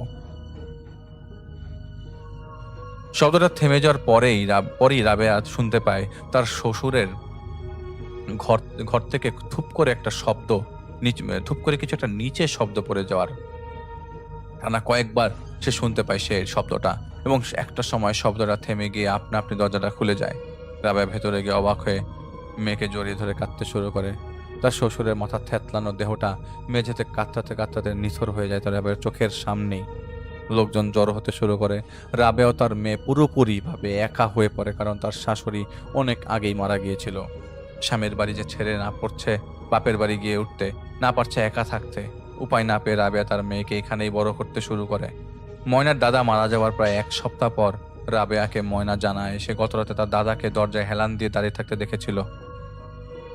দেখেছিল মাথার অধিকাংশ থ্যাতলানো, রক্ত ঝরছে। হাতের ইশারা দিয়ে ময়নাকে বসে বলছিল, দাদু এদিকে আয়, তোর বাবাও আছে, এখানে দেখাই যা। ময়না ভয় পেয়ে তার মার কাছে চলে আসে। পরদিন এক ওঝাকে বাড়িতে নিয়ে আসা হয় রাবেয়ার মা। ওঝা রাবেয়াকে বলছিল, আপনাদের সমস্যাটা আপনাদের স্বামী কেন্দ্রিক। আপনাদের পেছনে যা লেগেছে তা আল্লাহ ছাড়া আর কেউ দূর করতে পারবে না। যদি আল্লাহ চান তবে আপনার স্বামীকে দিয়েই এই আপদ বিদায় করাবেন, নয়তোবা অন্য কাউকে দিয়ে, কিন্তু এই কাজ আমাদের সাধ্যের বাইরে। পানি পড়া ও ঝাড়ফুঁক দিয়ে ওই দিন ওঝা বিদায় নেয়, কিন্তু তাতেও কোনো কাজ হচ্ছিল না, যা ছিল তাই রয়ে গেছে। একদিন রাতের রাবেয়া স্বপ্ন দেখতে পায় একটা শ্মশান ঘাট, দাউ দাউ করে আগুন জ্বলছিল একটা চিতায়। তিনি খেয়াল করেন মনসুর সেই চিতার মধ্য থেকে বেরিয়ে আসে। মনসুরের চোখে মুখে তিনি অসত্য দেখছিলেন সেই স্বপ্নে, এজন্য আগের মনসুর নয় যাকে সে চিনত। চিতার পাশে কাপড়ে ঢেকে রাখা ছিল একটা মরদেহ। মনসুর তেল জাতীয় কিছু একটা নিয়ে সেই মরদেহের উপর ঢালতে শুরু করতেই মরদেহটা কেঁপে উঠে। মনসুর পা দিয়ে লাথি মেরে লাশটাকে জামিনে শুয়ে ফেলে, আবার তেল ঢালতে শুরু করে। এক সময় 2 হাতে উঁচু করে চিতার মধ্যে লাশটাকে ফেলে দেয় মনসুর। ফেলে দিয়ে জামিনে শুয়ে পাগলের মতো গড়াগড়ি করতে করতে হাসতে শুরু করে দেয়। দূর থেকে একটা অবয়ব এগিয়ে আসা দেখতে পায় রাবেয়া। চিতার কাছে এসে দাঁড়ায়, কালো কুচকুচে চেহারা, মাথায় লম্বা করে দেওয়া সিঁদুর। মনসুরের গলা চাপ দিয়ে ধরে বলতে থাকে, তোরা সবাই মরবি, এমনকি তুইও। এটা বলেই দায়ের এক কোপে মনসুরের মাথাটা রাবেয়ার সামনে কেটে আলাদা করে দেয় কালো মহিলাটা। রাবেয়ার ঘুম ভেঙে যায়। হাঁপাতে হাঁপাতে উঠে দোয়া পড়া শুরু করে সে অনুভব করছিল তার ঘরে অন্য কারো অস্তিত্ব আছে। বিছানায় হাতাহাতি করে সে তার মেয়েকে খুঁজে পায় না। সেই মুহূর্তে তার মাথা খারাপ হয়ে যেতে শুরু করে। একসময় বেশ রেগে গিয়ে চিৎকার করে বলতে শুরু করে, শয়তানের বাচ্চা, সাহস থাকলে সামনে এসে দাঁড়া, ভয় দেখাচ্ছিস দূর থেকে কেন? এক মুহূর্তে পরে সে দেখতে পায় তার দরজার সামনে একটা ছায়ামূর্তির আবির্ভাব। দাঁত কিটকিট করার শব্দ ভেসে আসছিল রাবেয়ার কানে। বিছানা থেকে নামতেই সে দেখতে পায় তার মেয়েটা সেই ছায়ামূর্তির সামনে রক্তাক্ত অবস্থায় পড়ে আছে। একসময় একটা ধ্বনি ভেসে আসে রাবেয়ার কানে, সেদিন মন্দিরে আমার সামনে না পড়লেই তো পারত। রাবেয়া কিছু বুঝতে পারে না কথার অর্থ। এক দৃষ্টিতে তার মেয়ের দেহটার দিকে তাকিয়ে আছে। কিছুক্ষণ পর অবয়বটা হাওয়ায় মিলিয়ে যায় এবং রাবেয়া নিজেকে বিছানার উপর আবিষ্কার করে। তার মেয়ে তার কাঁধে হাত দিয়ে ধাক্কাতে ধাক্কাতে ডাকছিল। সে বুঝতে পারে তার হ্যালুসিনেশন হচ্ছে এটা। 2001-এর প্রথম দিকের সময় একজন লোক রাবেয়ার কাছে ছুটে এসে বলতে থাকে সে মনসুরকে দেখেছে উত্তরের ধান ক্ষেতের ওই দিকে। রাবেয়া ছুটে যায় সেদিকে, গিয়ে তার স্বামীকে দেখতে পায়। বাড়িতে নিয়ে আসা হয় তাকে। রাবেয়া এতদিন সমস্ত ঘটনা খুলে বলে মনসুরকে। মনসুর বলে সে সমস্যা সমাধান করতেই ফিরে এসেছে। বাড়ি ফেরার পর রাতের বেলা মনসুর অস্বাভাবিক আচরণ করতে শুরু করে। নখ দিয়ে মেঝেতে আঁচড় দিচ্ছিল, কথায় কথায় যাকে তাকে মারধর করছিল, জানে মেরে ফেলার হুমকি পর্যন্ত দিচ্ছিল। যারা মনসুরের পাগলামির কারণে তাকে বেঁধে ফেলতে হয়েছে। তার চাচা অনেক ওঝা কবিরাজ দেখিয়েছে, মনসুরকে কোনো সমাধান কেউ দিতে পারছিল না। দেখেই এই ইমাম সাহেবের কাছে তারা এসেছিল, যিনি ঘটনাটা শেয়ার করেছেন রাজন ভাইয়ের কাছে। তো ইমাম সাহেব লোকটিকে বলেন রাতটা তার এখনো এখানে থাকার জন্য তিনি আগেই খোঁজ নিয়ে দেখেন, তারপর সিদ্ধান্ত জানাবেন বলেছেন। রাতের বেলা ইমাম সাহেব তার জিনদের স্মরণ করেন। ওনার উপস্থিত হতে ইমাম সাহেব মনসুরের নাম, ঠিকানা এবং ঘটনা জানান। ওনার ফিরে এসে ইমাম সাহেবকে বলেছিল, এটা থেকে দূরে থাকো, তোমারও মঙ্গল আমাদেরও মঙ্গল। এমন না যে আমরা সমাধান করতে পারবো না, পারলেও অনেক বেশি কষ্ট পোহাতে হবে। যে ছেলের ব্যাপারে তুমি বলেছ সে শয়তানের পূজারী, শিরক করে কাটিয়েছে সে তার জীবনের অর্ধেকেরও বেশি সময়। ছোটবেলায় সে এক তান্ত্রিকের গায়ে পাথর ছুঁড়ে মেরেছিল। সে তান্ত্রিক রেগে গিয়ে ফাঁকা রাস্তা পেয়ে তাকে ধরে নিয়ে গেছিল। ভাগ্যক্রমে ছেলেটিকে তান্ত্রিকের খুব পছন্দ হয় এবং সে মনস্থির করে ছেলেটিকে সে তার শিষ্য বানাবে। মনসুর প্রাণের ভয় তান্ত্রিকের কথায় সম্মতি জানিয়ে দেয়। তান্ত্রিক তাকে বলেছিল আগামী অমাবস্যার গ্রামের পাশে শ্মশান থেকে দু মুঠো মাটি আর কালী মন্দির থেকে কালীর মূর্তির চুল এনে দিতে হবে। ছোটখাটো একটা মন্দির ছিল, প্রায় পরিত্যক্ত টাইপের। মনসুর মন্দিরের ভেতরে গিয়ে সেখানের পরিবেশটা নোংরা করেছিল, কারণ সে ছোটবেলা থেকেই এসব অসভ্যতা করেই বড় হয়েছে। যাকে ছোটবেলার ন্যায় নীতি শিক্ষা দেওয়া হয় না, সে বড় হয়ে নিজের কুকর্মে নিজে আটকা পড়ে যায়। কাজ শেষ করে বাড়িতে ফেরার সময় সে শুনতে পায় তার পেছনে পেছনে কেউ লাফাতে লাফাতে হেঁটে আসছে। তার পায়ের তলায় মাটি কেঁপে কেঁপে উঠছে। সে পিছে তাড়িয়ে তাকে দেখতে পায় কালো কুচকুচে চেহারার এক মহিলা হাতে মাটির হাড়ি আঁকড়ে তার দিকে এগিয়ে আসছে। সে দৌড় দিতে যেও এক চুল পর্যন্ত নড়াচড়া করতে পারেনি। কালো চেহারা ধারণ করা জিনটা মনসুরের কাছে এসে হাড়িটা হাত থেকে ফেলে দিয়ে বলতে থাকে, মুসলমানের বাচ্চা, তোকে টুকরো টুকরো করে ফেলে রাখবো, তারপর তোর কবরে ঢুকে মাংস ছিঁড়ে খাবো। মনসুর ভয় পেয়ে তার গুরুর কথা বলে দেয় এবং আরো বলে তার গুরু তাকে জোর করে আটকে রেখেছে, তার ইচ্ছা না থাকা সত্ত্বেও তাকে দিয়ে সব কাজ করাচ্ছে। মনসুরকে তান্ত্রিক একটা মন্ত্র শিখিয়ে দিয়েছিল। সে ওটা পড়তে শুরু করে এবং সাথে সাথে জিনটা ওর সামনে থেকে উধাও হয়ে যায়। এটা একটা মহিলা জিন ছিল। মনসুর তাড়াতাড়ি করে তার গুরুর ঘরের দিকে ফিরতে শুরু করে। ঘরে ঢুকে সে দেখতে পায় তার গুরুর দেহটাকে কেউ একজন খুব নৃশংসভাবে ছিন্ন ভিন্ন অবস্থায় ঘরের এদিক সেদিক ফেলে রেখেছে। সেদিন রাতে মনসুর সেই জিনকে আবারও দেখতে পায়। জিনটা তাকে বলে মনসুরকে সে জাদুবিদ্যায় পারদর্শী করে তুলবে। ওর সাহস দেখে জিনটাকে ওর পছন্দ হয়েছিল। মনসুর সেই জিনের কথায় পা দিয়ে দেয়, কারণ তার কাছে আর কোনো উপায় ছিল না। রাজি না হলে প্রাণ হারাতে হবে।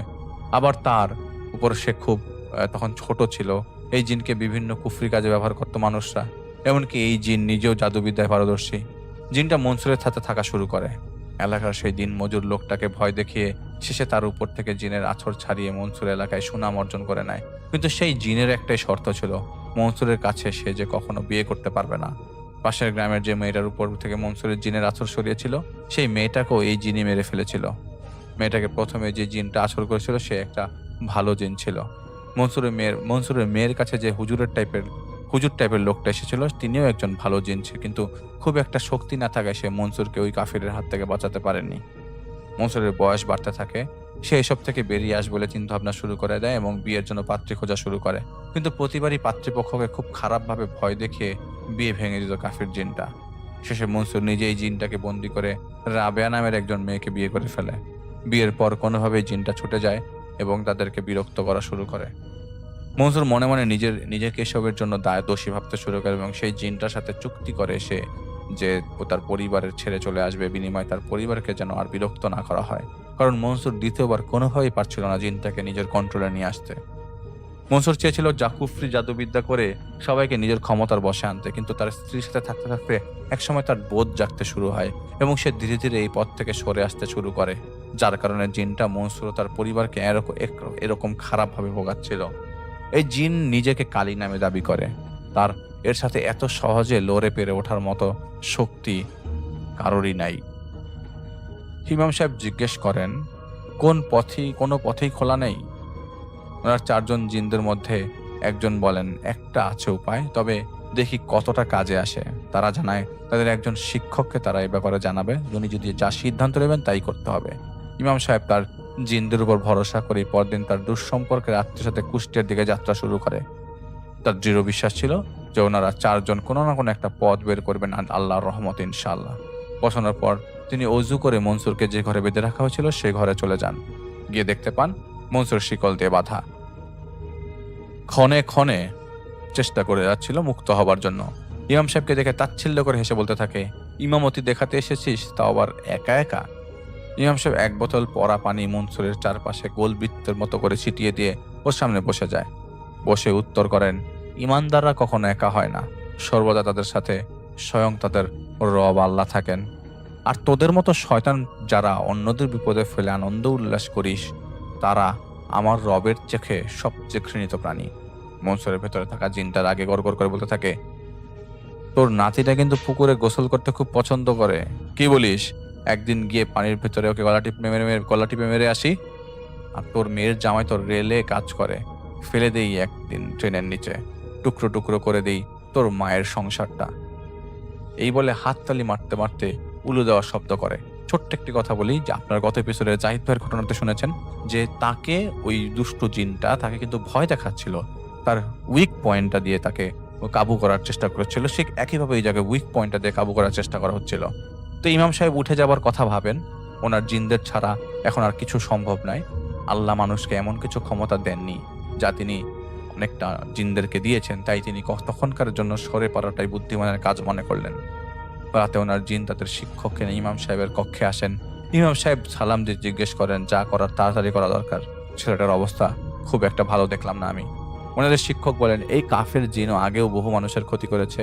প্রথমে খারাপভাবে ভয় দেখায়, তারপর নরবলি দিয়ে শয়তানের পূজা করে। একে অন্য এক গ্রাম থেকে এই গ্রামের একজনের উপরে কুফরি করে পাঠানো হয়েছিল।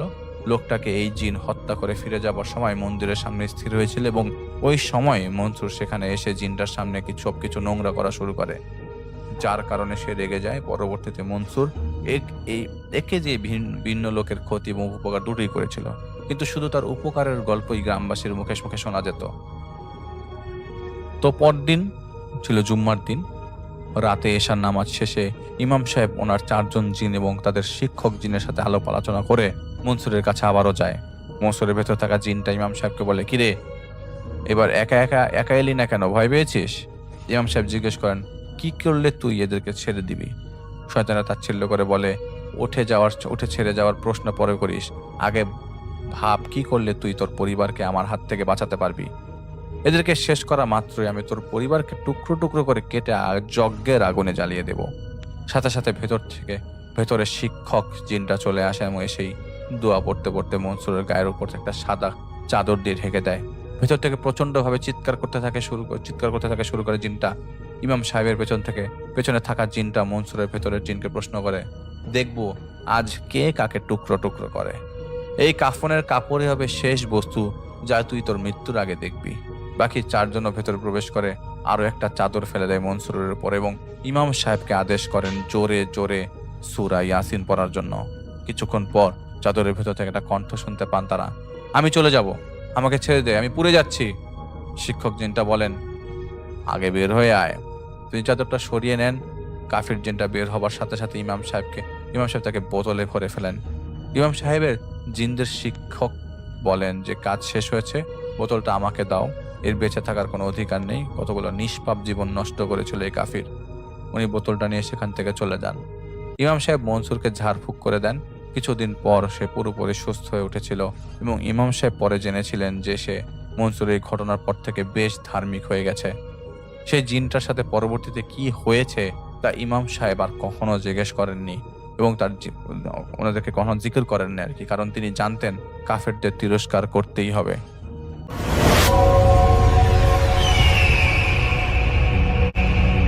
ঘটনা ঘটে আজ থেকে প্রায় সপ্তাহখানেক আগে থেকে। বলে রাখতে চাই, আমি বড় হয়েছি আমার মামার কাছে। মূলত আমার ছোটবেলায় আমার বাবা এবং মা একটা সড়ক দুর্ঘটনায় মৃত্যুবরণ করেন। এরপরে আমি যেহেতু একমাত্র সন্তান ছিলাম, তাই প্রথম দিকে দাদুর সঙ্গেই আমি আমার বড় হওয়া। তারপরে একটা সময় পরে যখন আমার দাদু মারা যান এবং দাদা প্রচন্ড অসুস্থ হয়ে পড়েন, তখন আমি বাধ্য হয়ে আমার মামার বাসায় চলে আসি। এরপর থেকে আমি সেখানেই বড় হই। অনেক ভাই, ঘটনা মূলত ঘটেছে আমার মামার সঙ্গে। বলছিলাম, গেল কিছু সপ্তাহ আগে থেকেই আমার মামা সবাইকে বলছিলেন তিনি একটা স্বপ্ন দেখতে পাচ্ছেন। স্বপ্নটা একটু খুব অদ্ভুত, একটু নয় ভয়াবহ অদ্ভুত। আমার মামা স্বপ্ন দেখছিলেন যে প্রথম দিনের কথা বলি, আমার মামা স্বপ্ন দেখছিলেন যে তাকে কেউ একটা টেনে নিয়ে যাচ্ছে। যিনি নিয়ে যাচ্ছেন তার আকার আকৃতির বর্ণনা একটু আপনাকে দিতে চাই। তিনি দেখতে প্রচন্ড লম্বা, একটা বড় সাদা থান তার পুরো শরীরে জড়ানো। আমার মামার হাত নাকি ছিল বাঁধা এবং তাকে টেনে কোনো একটা দিকে নিয়ে যাচ্ছে একটা শুনশান প্রান্তরের মতো। মূলত আমার মামা এটা স্বপ্নে দেখেছিলেন। তিনি স্বপ্ন দেখে লাফ দিয়ে উঠে বসেন। বসেই তিনি মামিকে সমস্ত কিছু খুলে বলেন। আমার মামি তখন বলেন, তুমি একটা দুঃস্বপ্ন দেখেছ। এটি বলে তারা আবারও ঘুমিয়ে পড়েন। সেদিনকার মতো আর কোনো ঘটনা ঘটেনি। ঘটনা ঘটে তার পরের দিন ঠিক আবারও দুপুরবেলা।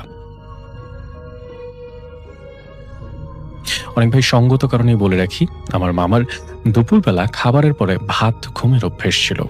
দুপুরবেলা খাবার খেয়ে ঘুমানোর পরে আবার সেই একই ঘটনা। এবার মামা দেখতে পান সেই একই রকম সাদা থান পরা কেউ একজন তাকে টেনে নিয়ে যাচ্ছে একটা ধূসর প্রান্তর। এবার তিনি আবারও ভয় পেয়ে জেগে ওঠেন এবং আমার মামিকে আবারও ডেকে পাঠান। মামি আসেন, পুরো ঘটনা শোনেন। এবার বলেন যে, আমার মনে হয় গতকালকের স্বপ্ন তুমি ভুলতে পারোনি, সেটাই তোমার মাথায় রয়ে গেছে। তুমি এগুলো ভুলে যাও, নামাজ পড়ে আল্লাহর কাছে দোয়া করতে থাকো। ঘটনা অনেক ভাই এখানেই শেষ হলে পারত। বলছিলাম যে গেল কিছু সপ্তাহ ধরেই আসলে আমার মামা এই ধরনের স্বপ্ন দেখছিলেন। এর পরের দিন রাতের বেলা তেমন কিছুই ঘটেনি, সবকিছুই স্বাভাবিক ছিল। কিন্তু তার পরের দিন দুপুরবেলা ঘটে আরেকটা উদ্ভট ঘটনা। এবার তিনি আবারও স্বপ্ন দেখেন। চিৎকার করে তিনি বাড়ি মাথায় তুলে নেন এবং সবাই যখন দৌড়ে আসে তখন তিনি বললেন, ওই লোকটি আমাকে একটা লাশের খাটিয়ার দিকে টেনে নিয়ে যাচ্ছে। এটি শুনে আমার মামি এবং সাথে আমার মামাতো বোনেরা বেশ উদ্বিগ্ন হয়ে যায় এবং সিদ্ধান্ত নেয় যে না, এখন অন্ততপক্ষে একটা হুজুরের সঙ্গে কথা বলা জরুরি। অনেক ভাই ভাবতে পারেন এত ছোট বিষয়ে হুজুরের সঙ্গে কথা বলার কি আছে। আমার সঙ্গেও তখন আসলে এই বিষয়ে আমার মামি কথা বলেন এবং আমিও একই কথা বলেছিলাম। যাই হোক, সন্ধ্যের মাগরিবের নামাজের পরে হুজুরের সঙ্গে আমার মামা একান্তভাবে কথাগুলো শেয়ার করেন। এক পর্যায়ে হুজুর বলেন যে, আপনি একটা কাজ করুন, বেশি বেশি তাহাজ্জুদের নামাজ পড়ুন এবং আল্লাহর কাছে পানা চান। আশা করি আল্লাহ আপনাকে খুব দ্রুত এই সমস্যা থেকে সমাধান করিয়ে দেবে, পার পাইয়ে দেবে। অনেক এর পরের দিনের ঘটনা। এর পরের দিন সন্ধ্যের পর আমার মামার চোখ লেগে আসে। আমার মামা ঘুমিয়ে পড়েন। আমার মামির বক্তব্য মতে সেদিন রাতে আমার মামা কোনো মতেই আসলে সুস্থ ফিল করছিলেন না, অসুস্থ বোধ করছিলেন এবং সেই কারণেই আমার মামা তাড়াতাড়ি করে ঘুমিয়ে পড়েন। একটা সময় পরে ঠিক একইভাবে মামা আবারও চিৎকার চেঁচামেচি শুরু করেন। কিন্তু এবার আমার মামার পুরো শরীর যেন নীল হয়ে গিয়েছিল। অনেক ভাই আমি নিজে সেই ছবি দেখেছি। আমার মামি সেই ছবি তুলে আমাকে পাঠিয়েছেন এবং আমি সেই ছবি দেখেছি। প্রচন্ড নীলচে একটা করণ তার পুরো শরীরে ছিল। মনে হচ্ছিল প্রচন্ড ভয় পেয়েছেন তিনি সবাইকে প্রচন্ড ভয় পাচ্ছেন। তিনি এরপরে বলেন তিনি স্বপ্ন দেখেছেন যে তাকে লাশের খাটিয়ায় চড়িয়ে কোনো একজন তাকে নিয়ে যাচ্ছে। অদ্ভুত বিষয় হচ্ছে, লাশের খাটিয়াটা আকাশে ভাসছিল, কোনো একটা জায়গায় তাকে নিয়ে যাওয়া হচ্ছে। সে এখনো সেই হাত বাঁধা অবস্থাতেই আছে। এই কথা শুনে আমার মামি এবার বেশ ভয় পেয়ে যান এবং আমাকেও বাড়িতে ডেকে পাঠান। আমি কোর্ট কাচারির চক্করে কোনোভাবেই যেতে পারছিলাম না। তাই বলছিলাম যে একদিন বা দুদিন পরে আমি এসে আমাকে একজন ভালো সাইকিয়াট্রিস্টের কাছে নিয়ে যাব। তিনি ভালো ঘুমের ওষুধ দিলেই সব ঠিক হয়ে যাবে। কিন্তু তার আগেই ঘটে উদ্ভট আরেকটা ঘটনা। অনেক এর পরের দুদিন তেমন কোনো সমস্যা হয়নি। আমি আগেই বলেছি আমার মামা বেশ পরহেজগার মানুষ ছিলেন। তিনি নামাজ এবং রোজার ব্যাপারে প্রচন্ড সিনসিয়ার ছিলেন এবং সেদিন তিনি রোজা রেখেছিলেন। ইফতারের পরে তিনি আবারও একটা ছোট ঘুম দেন। ঘুম থেকে আবারও ঠিক একইভাবে ওঠে। তবে এবার বলছিলাম একটা উদ্ভট ঘটনা ঘটে। ঘুম থেকে উঠে আমার মামা আবিষ্কার করেন তার বাম হাতের নিচে একটা রশির পেঁচানো দাগ। মনে হচ্ছে খুব শক্ত করে তার হাতকে অনেকক্ষণ যাবৎ কেউ বেঁধে রেখেছিলেন। পরে সেই দাগ তিনি সবাইকেই দেখিয়েছিলেন। যদিও সে দাগের খুব একটা বেশিক্ষণ স্থায়ী হয়নি, কিছুক্ষণের মধ্যেই সেটা আবার মিলিয়েও যায়। অনেক ভাই এই ঘটনার শেষ হয়তোবা হতে পারতো, এই ঘটনা হয়তোবা আমরা শেষ করতে পারতাম। এর কিছুদিন পরে আমার মামা আরও একটা স্বপ্ন দেখেন। তিনি দেখেন এবার তাকে একটা লাশের খাটিয়া করে কবরের পাশে নামানো হয়েছে। কবরটা অনেক প্রশস্ত, অনেক গভীর। তিনি নিচের দিকে তাকিয়ে কোনো তল খুঁজে পাচ্ছিলেন না। এবার তিনি হাউমাউ করে কান্না করতে করতে মধ্যরাতে ঘুম থেকে উঠলেন এবং উঠেই তিনি জায়নামাজে দাঁড়িয়ে তিনি চিৎকার করে সৃষ্টিকর্তার কাছে ক্ষমা চাইতে লাগলেন এবং কোরআন শরীফ নিয়ে তিনি কোরআন পাঠ করতে বসে গেলেন। আমার মামি ততক্ষণে প্রচন্ড ভয় পেয়ে গেছেন। ততক্ষণে তিনি আমাকে এবং আমার মামাতো ভাইকে ফোন দিয়েছেন, যিনি কিনা কাজের সূত্রে দেশের বাইরে থাকেন। পরবর্তীতে আমার মামাতো ভাই আমাকে বললে আমি কাজের ফাঁকে আমার মামাকে নিয়ে তার পরের দিন বিকেলবেলা হাসপাতালে যাই এবং দেশের খুব নামকরা একজন সাইকিয়াট্রিস্টের সঙ্গে কথাও বলি। তিনি সবকিছু শুনে বললেন যে এটা একটা মনের ভুল, ভালো করে ঘুম হলে সবকিছুই ঠিক হয়ে যাবে। অনেকটাই এখানেই ঘটনা শেষ হলে পারত। এরপরে আমি বেশ কিছুদিন কোনো খোঁজ খবর নেইনি। সর্বশেষ বুধবার রাতের বেলা, অনেক ভাই শুনে অবাক হবেন, সর্বশেষ বুধবার রাতের বেলা মধ্যরাতে আমার মামি আমার মামাকে ডাকতে গিয়ে খেয়াল করলেন তিনি আর এই পৃথিবীতেই নেই। আমি জানি না অনেক ভাই এই ঘটনার সঙ্গে তার মৃত্যুর কোনো সম্পর্ক আছে কিনা। বেশ অনেকদিন যাবত তিনি কবর দেখতে পাচ্ছিলেন এবং একটা সময় তিনি মারা গেলেন এবং সেদিন রাতে তিনি কোনো স্বপ্ন দেখেছিলেন কিনা সেটাও কোনো জানা যায়নি। গোসল করানোর সময় তখন যিনি মসজিদের মুয়াজ্জিন ছিলেন তিনি বলেছিলেন যে আমার মামার হাতের মধ্যে লাল করে রশি দিয়ে বাঁধার মতো দুটো দাগ তিনি দেখতে পেয়েছেন, ঠিক কাঁধের কিছুটা নিচে। এই ঘটনার আসলে এখানেই শেষ অনেক ভাই। আমি জানি না এই ঘটনার কোনো ব্যাখ্যা আছে কিনা, তবে আমরা পরিবারের সবাই মনে করি, বিশ্বাস করি এটার সঙ্গে অলৌকিকত্বের কোনো না কোনো যোগ তো আছেই। এরপরে সম্পূর্ণ সবকিছু দাফন কাফন শেষ হয়ে যাওয়ার পরে আর কোনো ঘটনা ঘটেনি। তো এই ঘটনা আজ থেকে কয়েক বছর আগে ঘটে এবং ঘটনাটা ঘটে মূলত শীতের শুরুতে। এই সময় জীবনের ভাই এবং চাচা, দুই চাচা, তারা একটি পিঠা খাওয়ার দাওয়াত পায় এবং তারা সবাই ছিলেন সমবয়সী, কাইন্ড অফ মানে কাছাকাছি বয়স সবাই। এবং তারা তার এক বন্ধুর বাসায় পিঠা খাওয়ার দাওয়াত পায় এবং সেটি হচ্ছে তাদের ঠিক পাশের গ্রামে।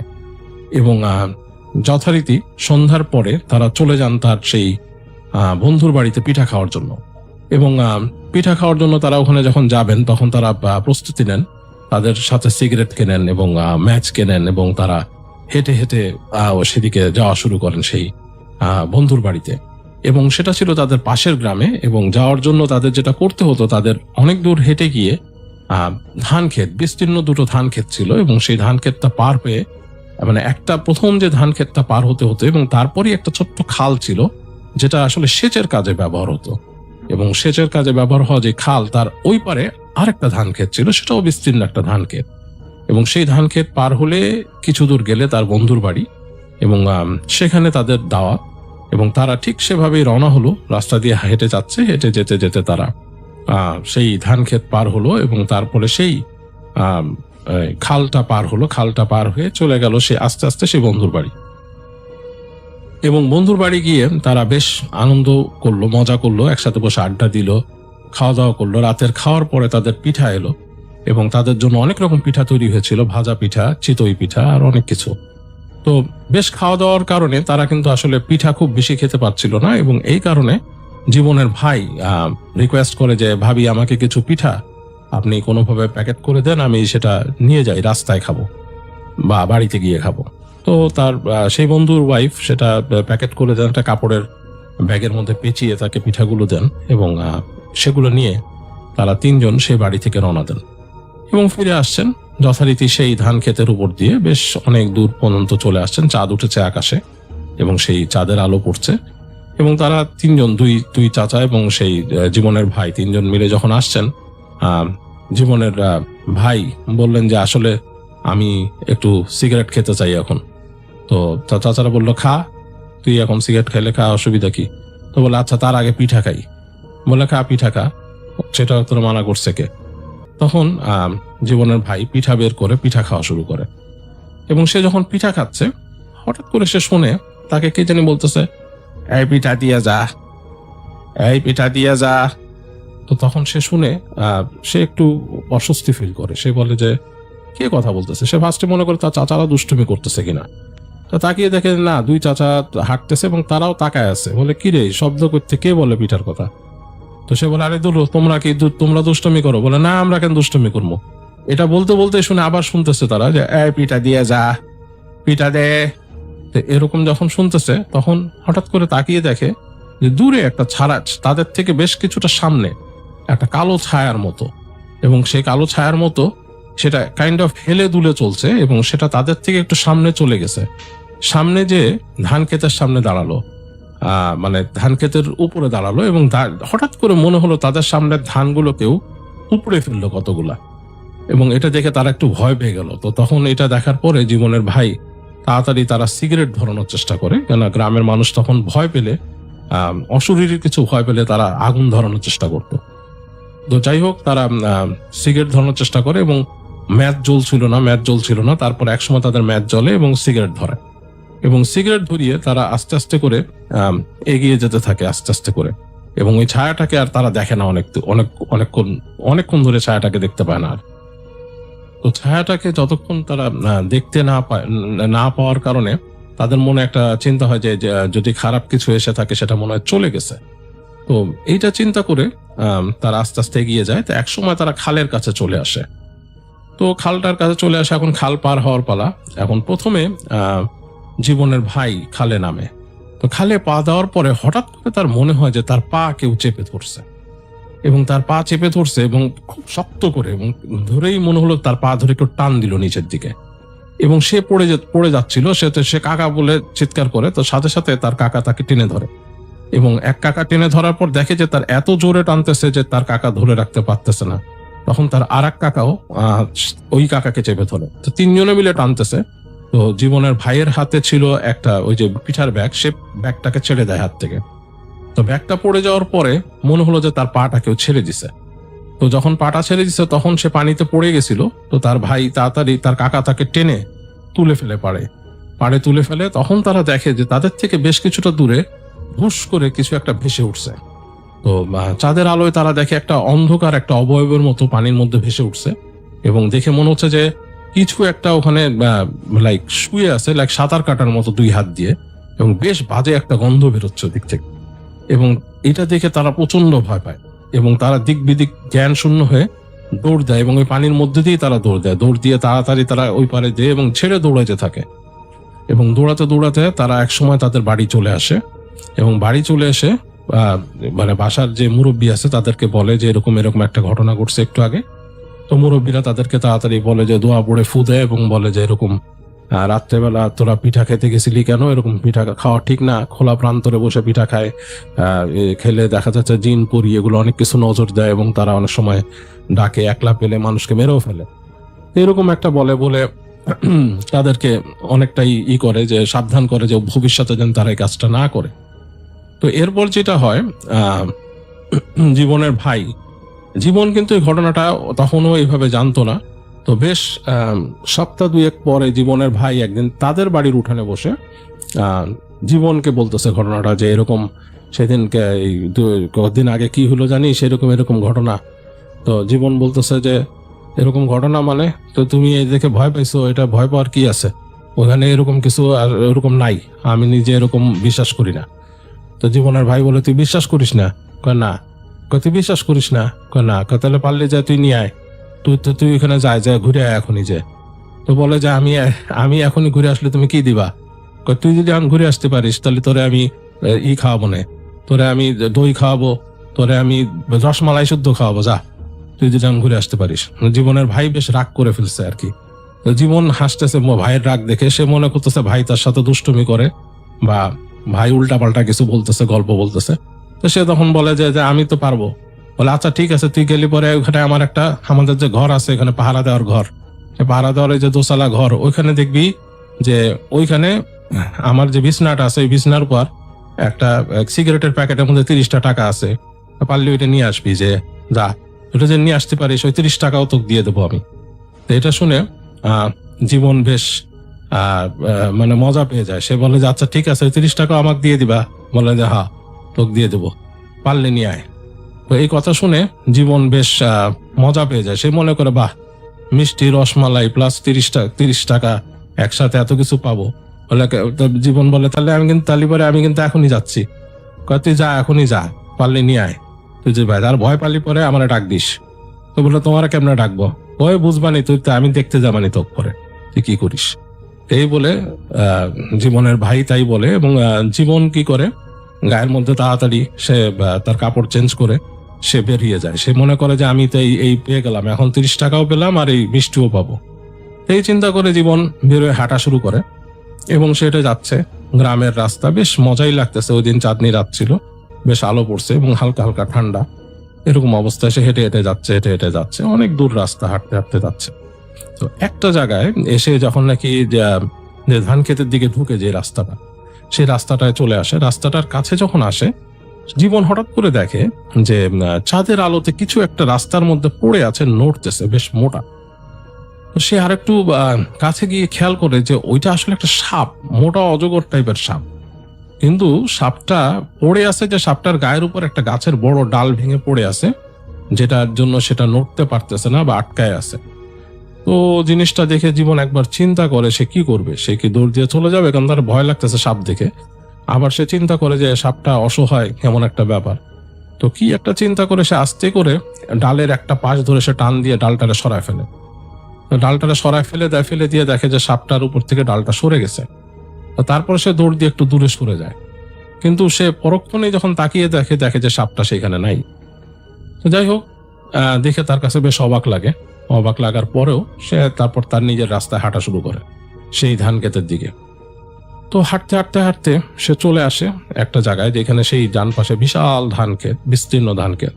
এবং সেই ধান ক্ষেতের কাছে এসে সে তাকিয়ে দেখে যে হঠাৎ করে মনে হলো সে যখন নাকি ওই গোড়াতে বসছে আর কি, পৌঁছায় গেছে, যখন নাকি ধান ক্ষেতের শুরুতে পৌঁছাইছে, এতক্ষণ কিন্তু ঝিরি পোকা ডাকতেছিল, রাতের অনেক পোকা ডাকতেছিল, অনেক রকম সাউন্ড হচ্ছিল। হঠাৎ তার মনে হয় সবকিছু নিস্তব্ধ হয়ে গেল, মানে অল অফ এ সাডেন সবকিছু মানে কোয়াইট হয়ে গেছে, মানে যেটা নাকি আসলে মানে কেমন জানি একটা পরিবেশ তার কাছে মনে হলো। এবং দূর থেকে দেখতেছে সেই দোতলা ঘরটাকে, মানে যেখানে নাকি আসলে ক্ষেত পাহারা দেওয়ার জন্য মানুষ থাকে, সেটাকে দেখে বেশ ভৌতিক লাগতেছে চাঁদের আলোতে, কোনো মানুষ নেই আশেপাশে। তো যাই হোক, এরকম দেখে একবার সে চিন্তা করে সে কি যাবে কিনা। তারপর চিন্তা করে যে না, আসলে যাইতে হবে, 30 টাকার ব্যাপার, আর তার সাথে সেই মিষ্টি খাওয়া তো যাবেই। এই চিন্তা করে সে আস্তে আস্তে করে যায়, ধান ক্ষেত ধরেই যায়। ধান ক্ষেত ধরে যাচ্ছে এবং যে সে একসময় সেই দোতলা ঘরের কাছে চলে আসে। তো চলে এসে সে সামনে দোতলা ঘরের যে আসলে সামনের যে অংশটা, সেখানে কিন্তু কোনো দরজা মরজা নাই। সেই জায়গাটা হচ্ছে একটা চট দিয়ে আর কি ঝুলানো আর কি। তো চট সরিয়ে সে ভেতরে উকি দেয়। তো চট সরানোর পর ভেতরে একটু আলো ঢুকে, কিন্তু কোনো মানে আলো এত স্পষ্ট না। তো সে চিন্তা করে যে এখন এই আলোতে বা এরকম ইসের মধ্যে আমি সেই সিগারেটের প্যাকেট কেমনে খুঁজে পাবো, এটা চিন্তা করে সে মনে করে তার কাছে তো ম্যাচ আছে একটা। তো সে ম্যাচ বের করে জ্বালানোর চেষ্টা করে। তো অনেকগুলো কাঠি, তার ম্যাচের মধ্যে অল্প কয়েকটা কাঠি ছিল, মানে সবগুলোই চেষ্টা করে একটু করে জ্বলে নিভে যায়, মানে জ্বলে না। তো লাস্ট পর্যন্ত একটা কাঠি ফুস করে জ্বলে। তো যখন জ্বলে, সেটা নিয়ে এসে একদম কাছে যায়। কাছে যে সে দেখতে পায় যে হ্যাঁ, ওই ঠিকই ওখানে একটা পাটির মতো পাতা আছে, পাটির পাশে সে একটা সিগারেটের প্যাকেট রাখা। তো সে আস্তে করে যখন দেখতেছে, তখনই আস্তে আস্তে আগুনটা নিভে যায় তার হাতে। আবার সেই চটের ঘরে অন্ধকার, সেই দোতলা ঘরের মধ্যে আবার অন্ধকার হয়ে যায়। তো সে যখন চিন্তা করতেছে আমি এটা এখন উঠাবো, এই সময় তার কাছে মনে হয় তার পেছনে কেউ একজন ঢুকছে ঘরের ভিতরে। সে একটু অস্বস্তি ফিল করে যে কে ঢুকলো ঘরের মধ্যে, মনে হয় কেউ একটা আছে, কেউ একজন। তো পিছনে একটু তাকায় দেখে কেউ নাই, সে একাই। তার মানে পিছনে যে খোলা জায়গা দিয়ে চাঁদের আলো আসতেছে, কিন্তু কেউ নাই। তো সে একবার চিন্তা করে যে আমি কি ভয় পাচ্ছি, নাকি আমার ভাই যে পিছন থেকে আমাকে জীবন বলে ডাকছিল একবার, ভাই আসছে। তাই চিন্তা করতে করতে সে কি করে, আস্তে করে নিচু হয়ে সে ওই সিগারেটের প্যাকেটটা হাত দেয়। যখনই সে হাত দেয়, হঠাৎ করে তার ঘাড়ের কাছে সে নিঃশ্বাসের শব্দ পায়, এবং তখন মনে হয় হঠাৎ করে তার কাঁধের উপরে কেউ ঝাঁপায় পড়ে। এবং এত ওজন, যেটা সে কখনোই এর আগে কোনদিন ফিল করেনি, কারণ সে এর আগেও তার ভাইয়ের সাথে দুষ্টুমি করছে, কুস্তি করছে, কিন্তু এরকম ওজন, প্রচন্ড ওজন, এবং এই ওজন সে মানে রাখতেই পারেনি। সে ধপ করে মাটিতে পড়ে যায় মাটিতে পড়ে সে দেখে যে তার দম শেষ হয়ে যাচ্ছে, দম বের হয়ে যাচ্ছে, এবং ক্রমেই তার মুখটা কেউ মাটির দিকে ঠেসে ধরতেছে এবং তার নিঃশ্বাস বন্ধ হয়ে যাবে, এবং সে গরর গরর একটা শব্দ শুনতে পায়, মানে কেমন জানি একটা ভয়ঙ্কর শব্দ, এবং সে একসময় বুঝতে পারে যে তার দম বন্ধ হয়ে আসতেছে। তো এই সময় সে হঠাৎ করে মন থেকে দোয়া পড়তে থাকে যে আমাকে আল্লাহ বাঁচাও, আল্লাহ বাঁচাও, এরকম একটা দোয়া পড়তে থাকে। আর তার কানের মধ্যে হঠাৎ করে একটা শব্দ ভেসে আসে যে জীবন, তুমি আমাকে বাঁচাইছো, আমিও তোমাকে বাঁচাবো, তুমি আল্লাহর নাম নাও, তুমি দৌড় দাও, এখান থেকে উঠে চেষ্টা করো, দৌড় দাও। তো তখন সে বুঝতে পারে না এটা কি। তো তখন সে হঠাৎ করে বুঝতে পারে তার শরীরে মনে হয় যে আলাদা একটা শক্তি ভর করলো, এবং সে তখন ঠিকই দোয়া পড়তে পড়তে সে প্রচন্ড জোরে একটা শরীর ঝাড়া মারে। শরীর ঝাড়া মারার পর তার মনে হয় শরীরটা একটু হালকা হয়ে যায়, এবং সে উঠে ছেড়ে ওখান থেকে দৌড় দেয় এবং দৌড়াইতে থাকে। সে বের হয়ে, সে ঘর থেকে বের হয়ে একটা দৌড় দেয়, এবং ঘর থেকে যখন সে বের হয়ে দৌড় দেয় তখন তার মনে হয় যে তার পিছনেও কিছু একটা দৌড়াচ্ছে, এবং সে দৌড়াচ্ছেটা কিরকম যে ঠিক মাটি থেকে বেশ খানিকটা উপরে কিছু একটা দৌড়ে যাচ্ছে, এবং সেটা যে দৌড়ে যাচ্ছে সেটা হচ্ছে কোন একটা মানুষের মতো প্রতিকৃতি। 1 সেকেন্ডের জন্য সে দেখতে পাইছে যে চাঁদের আলোতে যে মানুষের মতো একটা প্রতিকৃতি, কিন্তু পা দুইটা উল্টা, এবং তার পিছনে পিছনে যেন উড়ে আসতেছে এরকম। এবং সে কোত্থেকে জানি শরীরে মানে একটা অমানসিক জোর ফিল করছে, এবং অমানসিক শক্তি তার শরীরে চলে আসলো, জীবন ঝেড়ে দৌড়াইছে ওখান থেকে। এবং তার কানের কাছে সে আবার সেই শব্দটা শুনতে পাইছে যে তুমি বাঁচার চেষ্টা করো, আমি তোমাকে সাহায্য করতেছি। এবং সে ঝেড়ে দৌড়ায়। সেখানে দৌড়াতে সে এক সময় তার বাসার কাছে এসে সে আর কোনো শব্দ করতে পারে না। সে ধপ করে ভাই ভাই বলে ডাকতে পড়ে যায় ওখান থেকে। তো যখন সে বাসার কাছে উঠানের কাছে সে পড়ে যায়, তো তার ভাই তার ডাক শুনে দৌড় দিয়ে বের হয় ঘর থেকে বের হয়ে দেখে যে জীবন পড়ে আছে। তো এসে তাড়াতাড়ি জীবনকে সে ধরে সে তার গায়ে পানি দেয়, তার মুখে পানি টানি দিয়ে তাকে জিজ্ঞেস করে কি হয়েছে। তো সে হাঁপাচ্ছে, বলতে পারে না ঠিক মতো। তো তার ভাই তাড়াতাড়ি মাথায় হাত টাত বুলায় দোয়া পড়তে থাকে, এবং তাকে বলে যে আচ্ছা তারা আস্তে ধীরে পরে শুনি তোর কাছ থেকে। তো পরে যখন জীবনের আস্তে আস্তে একটু সম্মিত ফিরে পায় সে, তখন সে তার ভাইকে বলে যে এরকম ব্যাপার। তো তার ভাই তখন তার কথা শুনে বলে তোরে বলছিলাম না আমি, তুই তো আমার সাথে রাগ দেখা গেলি ওখানে, ওই মিষ্টি খাওয়ার জন্য পরে গেলি, আর আমাকে বিশ্বাস করলি না তুই। তো জীবন বলে যে হ্যাঁ আমি এখন বিশ্বাস করছি। তো তখন তার ভাই বলে যে আসলে কি হয়েছে, তুই ওই যে এক সাপ দেখছিলি, ওই সাপটা সম্ভবত আর একটা কোনো জিন ছিল, যে জিনটাকে তুই রাস্তার মধ্যে আটকা অবস্থা ছাড়াই দিছিস, এবং সে পরবর্তীতে তো সাহায্য করছে, নাহলে তোরে কিন্তু ওই আজকে মেরেই ফেলতো। ওইখানে বদ জিন থাকে, তোকে আমি বলেছি যে ওই জায়গায় কোনো বদ জিন থাকে, এবং সেই বদ জিন মানুষ পেলেই মেরে ফেলে, এরকম একলা পেলে। এবং এই কারণেই কিন্তু এখন আর আমি রাতের বেলা কখনোই ওই ক্ষেতের পাড়ে ওখানে আর পাহারা দিতে যাই না, এবং অনেকেই যায় না, কেউই এখন থাকে না। দেখ ওই ঘর কিন্তু পড়ে দিছে এরকম, দিনের বেলা কেউ গেলে যায়, রাত্রে আর কেউ থাকে না এখন। তো যাই হোক, এইভাবে জীবনের ভাই জীবনকে বোঝায়, এবং জীবনও বুঝতে পারে আসলে ব্যাপারটা খুবই সিরিয়াস ছিল, এবং সে তার ভাইয়ের কথাটা পুরোপুরি বিশ্বাস করে, এবং এরপরে সে কখনো আর এই ব্যাপারে দ্বিমত পোষণ করেনি। কালীগঞ্জ উপজেলার নড়াইল বস্তির ঠিক পাশের একটা হাসপাতালে আমি হাসপাতালের নামটি সঙ্গত কারণে বলছি না, একটা বেসরকারি হাসপাতাল, দোতলা হাসপাতালের যেমনটা হয় আঞ্চলিক হাসপাতালের খুবই ছোটখাটো পরিবেশে তৈরি একটা ডায়াগনস্টিক সেন্টার, কিছু ওপরে নার্সিং হোম জাতীয় একটা সাজানো নার্সিং হোম জাতীয় সাজানো সিট, এবং এছাড়া একটা ছোট করিডোর। সেই করিডোরের পাশে আবার একটা গোডাউন রাখা, যেটা ব্যবহার করে ঠিক ওই বিল্ডিং এর মালিক, বিশেষ করে তার দোকানের জিনিসপত্র অব্যবহৃত যেগুলো সেগুলো সেখানে রাখা হয়, অনেকটা স্টোর হাউসের মতোই। অনেক ভাই, যেই জায়গার কথা বলছিলাম সেই জায়গার একটা বৈশিষ্ট্য আমি আপনাকে বলি। কালীগঞ্জের নড়াইলের ঠিক পাশের যেই গলি, সেই গলির পাশে একটা শ্মশান ঘাট, মূলত পুরাতন শ্মশান ঘাট, স্থানীয় হিন্দুদের সেখানে আগে দাহ করা হতো। আর তার দক্ষিণে ঠিক নদীর পাশে একটা ছোট কবরস্থান, যদিও আগে সেটা একটা পারিবারিক কবরস্থান থাকলেও দিন যেতে যেতে সেখানে স্থানীয় মানুষেরাও কবর দেওয়া শুরু করে, আস্তে আস্তে জায়গাটা বড় হতে থাকে। এই হচ্ছে সেই জায়গার বর্ণনা। নার্সিংহোমের কথা যদি বলি, সেই অঞ্চলে অনেকগুলো নার্সিংহোম থাকলেও সস্তায় অনেক কম খরচে সে হাসপাতালে থাকার সুযোগ ছিল বলেই স্থানীয় মানুষদের চাহিদার খুব দাবিদার ছিল হচ্ছে এই হাসপাতাল। অনেক ভাই বেশ কয়েকটা ঘটনা এই হাসপাতালকে কেন্দ্র করে শোনা যায়। মূলত একটা ঘটনা হচ্ছে কোনো নবজাতককে নিয়ে যদি কোনো মা এই হাসপাতালে আসেন তাহলে সেই নবজাতক আর জীবিত ফিরে যেতে পারে না। আমি আবারও বলছি, কোনো নবজাতককে নিয়ে যদি কোনো মা এই হাসপাতালে আসেন তাহলে সেই নবজাতক আর জীবন্ত ফিরে যেতে পারে না। যদিও অনেক ভাই প্রথম দিকে আমি এই কথা বিশ্বাস করিনি, এখন পর্যন্ত বিশ্বাস করছি সেটাও বলবো না, তবে ঘটনা শুনতে পাওয়া যায় এমনটাই। একটা ঘটনা আপনাকে বলি, যে কারণে আমি এই ঘটনাগুলো খুঁজতে বের হয়েছিলাম। একবার আমার ছোট চাচি আমাকে গল্প করতে করতে বলছিলেন যে আমাদের এলাকার যে হাসপাতাল সেটার গল্প জানিস। আমি তখন খুবই উৎসাহ নিয়ে বলছিলাম, কি গল্প? তখন তিনি বললেন, আজ থেকে প্রায় 5 থেকে 6 বছর আগের কথা। একদিন প্রচন্ড ভারী বর্ষার সময় বৃষ্টির মধ্যে এক প্রেগনেন্ট মহিলাকে নিয়ে সে হাসপাতালে আসা হয় এবং দ্রুত তাকে ওটিতে নিয়ে যাওয়া হয় এবং সবকিছু ঠিকঠাক হওয়ায় তার একটা কন্যা সন্তানের জন্ম হয়। ঘটনার এখানেও শেষ হলে পারত, সবাই খুব খুশি ছিল, সবাই খুবই আনন্দ উদযাপন করছিল, কিন্তু কিছুক্ষণের মধ্যেই নার্স জানালেন সেই শিশু কোনোভাবে হাত পা নাড়াচ্ছে না, সেই শিশুর কোনো হৃদস্পন্দন পাওয়া যাচ্ছে না।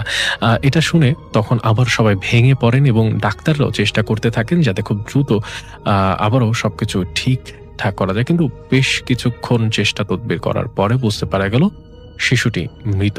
তবে ডাক্তার রিপোর্ট অনুযায়ী শিশু একেবারে সম্পূর্ণ সুস্থ হয়েই জন্মগ্রহণ করেছিল এবং প্রথম আধা ঘন্টা তার শরীরের কোনো ধরনের কোনো প্রক্রিয়া হচ্ছিল না। অনেকবার ঘটনার এখানেই শেষ হলে পারত। পরবর্তীতে সেই শিশুটিকে গোসল করানোর জন্য যখন নিয়ে যাওয়া হয় তখন দেখা যায় যে সেই শিশুর হাত এবং পা সবগুলোকে উল্টো দিকে ঘুরিয়ে রাখা, মনে হচ্ছে ঠিক একটা পুতুলকে যেমন উল্টো করে রাখা হয়, হাত পা ঘুরিয়ে রাখা যায়, ঠিক তেমনটা। শুনতে অদ্ভুত লাগতেই পারে। পরবর্তীতে সে হাসপাতালের নামে সে পরিবার স্টেপ নেন এবং সেটা নিয়েও অনেক পরিমাণে জল খোলা হয় এবং স্থানীয় পত্রিকাতেও লেখা হয়। অনেক ভাই এটাই যে একমাত্র ঘটনা তা কিন্তু নয়। এরকম আরো বেশ কয়েকটা ঘটনা ঘটার পরে, বিশেষ করে এরকম ঘটনা ঘটার পরে সেই হাসপাতালে জন্ম যে সিস্টেম সেটাকে একদমই বন্ধ করে দেওয়া হয়। অনেকবার এবার আসে হচ্ছে আমি যে ঘটনাটা জানতে পারি সেই ঘটনার বিষয়ে। আমি যখন প্রথমবার সেই হাসপাতালের করিডোরে ঘুরে দেখি তখন আমার কাছে সবকিছু খুব স্বাভাবিক মনে হচ্ছিল, কিন্তু আমার খুব ইচ্ছে ছিল যে কোনোভাবেই এই হাসপাতালের একজন আয়ার সঙ্গে আমার কথা বলতে হবে এবং পারলে তার থেকে কোনো ঘটনা যদি আমি জানতে পারি তাহলে জেনে নিতে হবে। যে ভাবা সেই কাজ, আমি পুরোটা হাসপাতাল ঘুরে একজন আয়ার সঙ্গে ভালো সম্পর্ক করতে পারি এবং পরিশেষে তার সঙ্গে কথা বলে এবং কিছু তদবির দিয়ে কিছু ঘটনা জানতে পারি যেগুলো হয়তোবা আপনি জানলেও আপনার শরীরের লোম দাঁড়িয়ে যাবে। অনেক ভাই আমি প্রথম ঘটনা আপনাকে শেয়ার করছি। একদিন রাতের বেলা এই হসপিটালে একজন ভর্তি রোগী ছিলেন এবং তিনি প্রচন্ড পরিমাণে পেইনে কাতরাচ্ছিলেন এবং হুট করেই নাকি তিনি দেখতে পেলেন যে তার রুমের মধ্যে একজন ভয়ঙ্কর লোক ঢুকেছেন যার পুরো শরীরে লোম। এটি দেখে সেই লোকটি আরো জোরে চিৎকার করতে শুরু করে। পরবর্তীতে নার্সরা আসার পরে নার্সরাও নাকি দেখতে পায় যে সেই শরীরের উপরে একটা কালো ছায়া ঠিক তার বুকের উপরে চেপে বসে আছে। পরবর্তীতে নার্সরা চিৎকার করলে সবকিছুই যেন আবার স্বাভাবিক হতে শুরু করে। হুট করেই সেই ছায়াটা অদৃশ্য হয়ে যায় এবং সবকিছুই আবার আগের মতো নর্মাল হয়ে যায়। পরবর্তীতে সেই রোগীও তিনি কি দেখেছিলেন সেটাও সবাইকে বলেন। অনেক ভাই এইটাই একমাত্র ঘটনা নয়, আরেক দিনের ঘটনা। একবার ঠিক রোড অ্যাক্সিডেন্টে একটা মানুষ গুরুতর আহত হয়ে ইমার্জেন্সি বিভাগে আসেন এবং আসার সময় তিনি একেবারে সুস্থ না হলেও হেঁটে হেঁটেই হাসপাতালে প্রবেশ করেন এবং পরবর্তীতে তার হাত এবং পা ড্রেসিংও করা হয়, কিন্তু হুট করেই তার নাক এবং কান দিয়ে গল গল করে রক্ত পড়তে থাকে।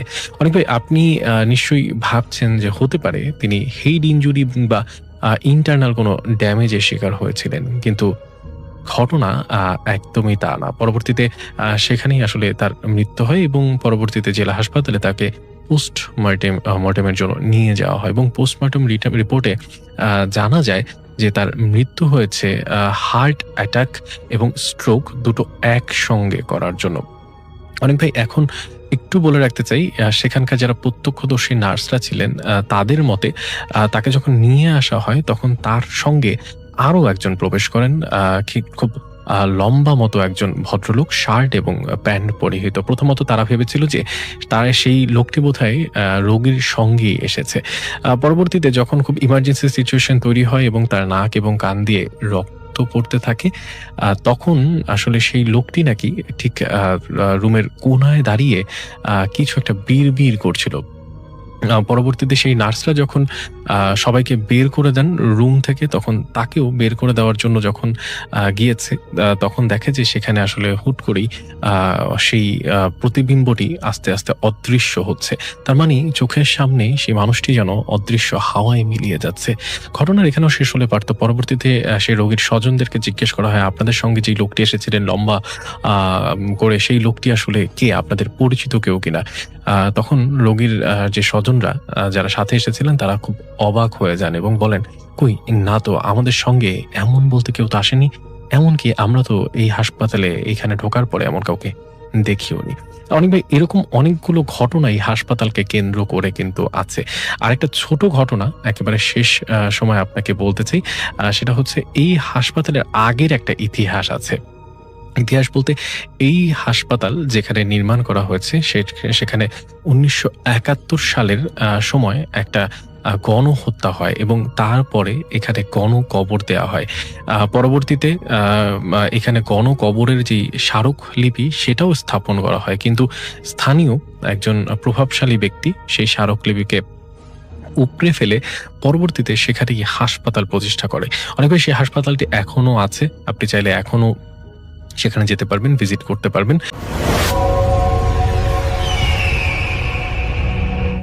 আসসালামু আলাইকুম রাসেল ভাই, আশা করছি আপনি ভালো আছেন এবং ভালো সাথেই আছেন।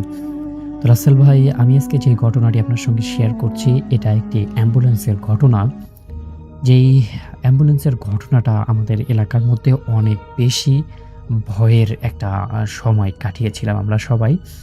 তো যাই হোক, যেই লোককে নিয়ে ঘটনা, যার অ্যাম্বুলেন্সটা, তার নাম হচ্ছে রফিক। তিনি ছিলেন একজন পুরনো অ্যাম্বুলেন্সের ড্রাইভার। প্রায় 8 বছর ধরে তিনি রাতের বেলায় অ্যাম্বুলেন্সের ডিউটি করেন।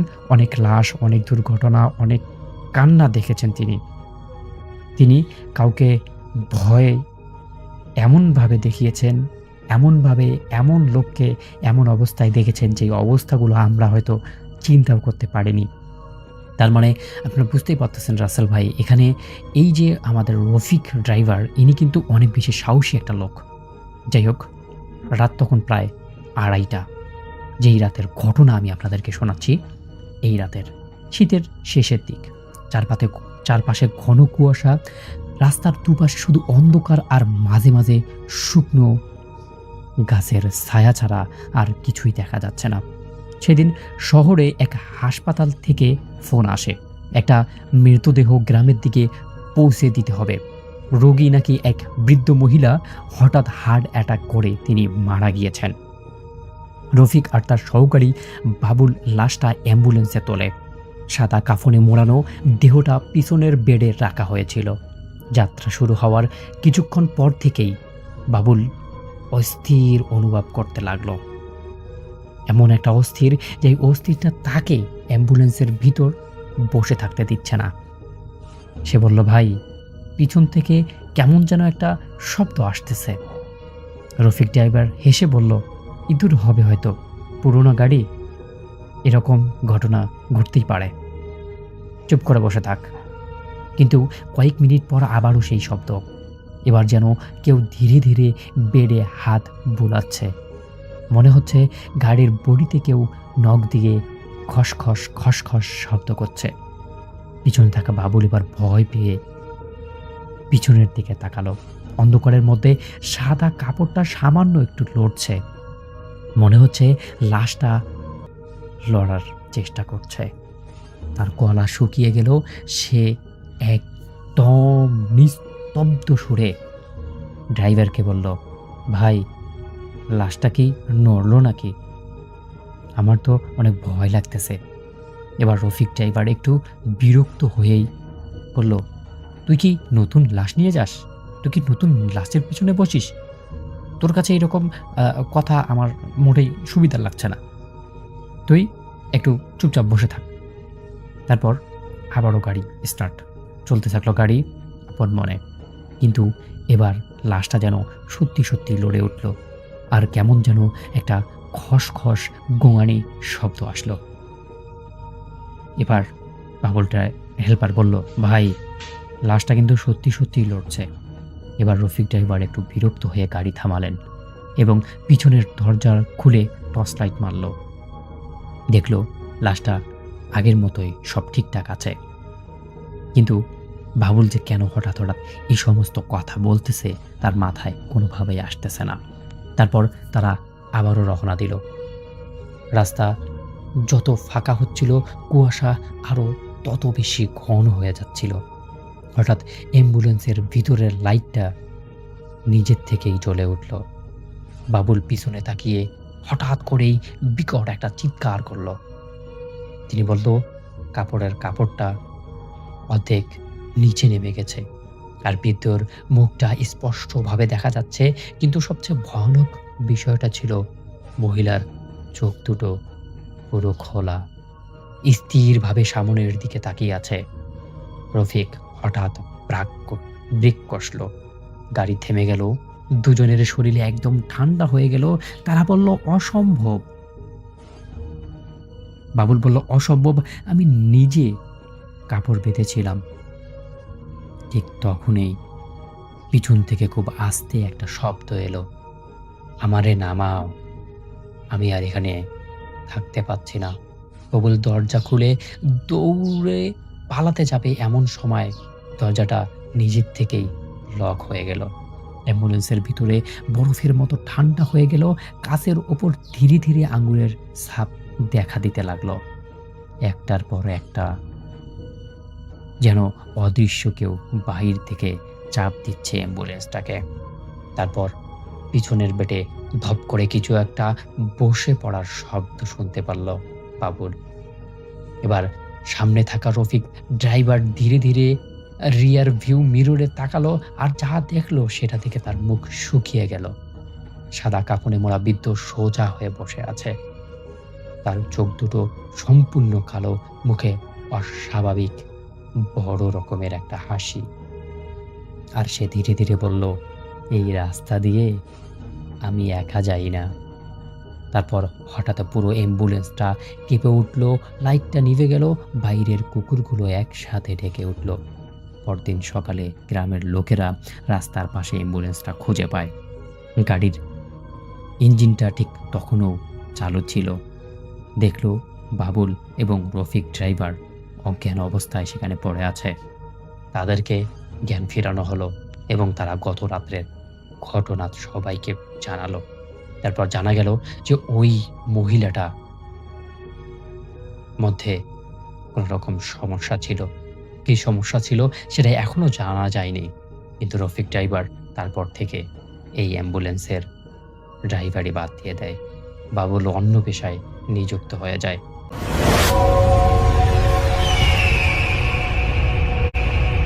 আসসালামু আলাইকুম রাসেল ভাই, আশা করছি আপনি ভালো আছেন। আজকে আমি যেই ঘটনাটি আপনার সঙ্গে শেয়ার করছি, এই ঘটনাটা একটা নতুন অ্যাম্বুলেন্স ড্রাইভারের। যেই ছেলেটা ছিল অত্যন্ত বেশি সাহসী একটা ছেলে, ভূত পেতে একদমই সে বিশ্বাস করতো না। মানে তার এমন একটা অবস্থা, সে এই সমস্ত বিষয়গুলোর সঙ্গে চ্যালেঞ্জ করেই এই যে রাত্রের বেলা অ্যাম্বুলেন্সের ড্রাইভারি করার সিদ্ধান্ত নেন। তো যেই দিনের ঘটনা, সেই দিন রাত ৩টা বাজে। শহরের হসপিটালের এমার্জেন্সি বিভাগ প্রায় ফাঁকা, বাহিরে টুপটুপ বৃষ্টি পড়ছে, আর দূর থেকে কোথাও বজ্রপথের আলো, মাঝে মধ্যে পুরো আকাশটা সহ পুরো হসপিটালটাই যেন আলোকিত হয়ে যাচ্ছে।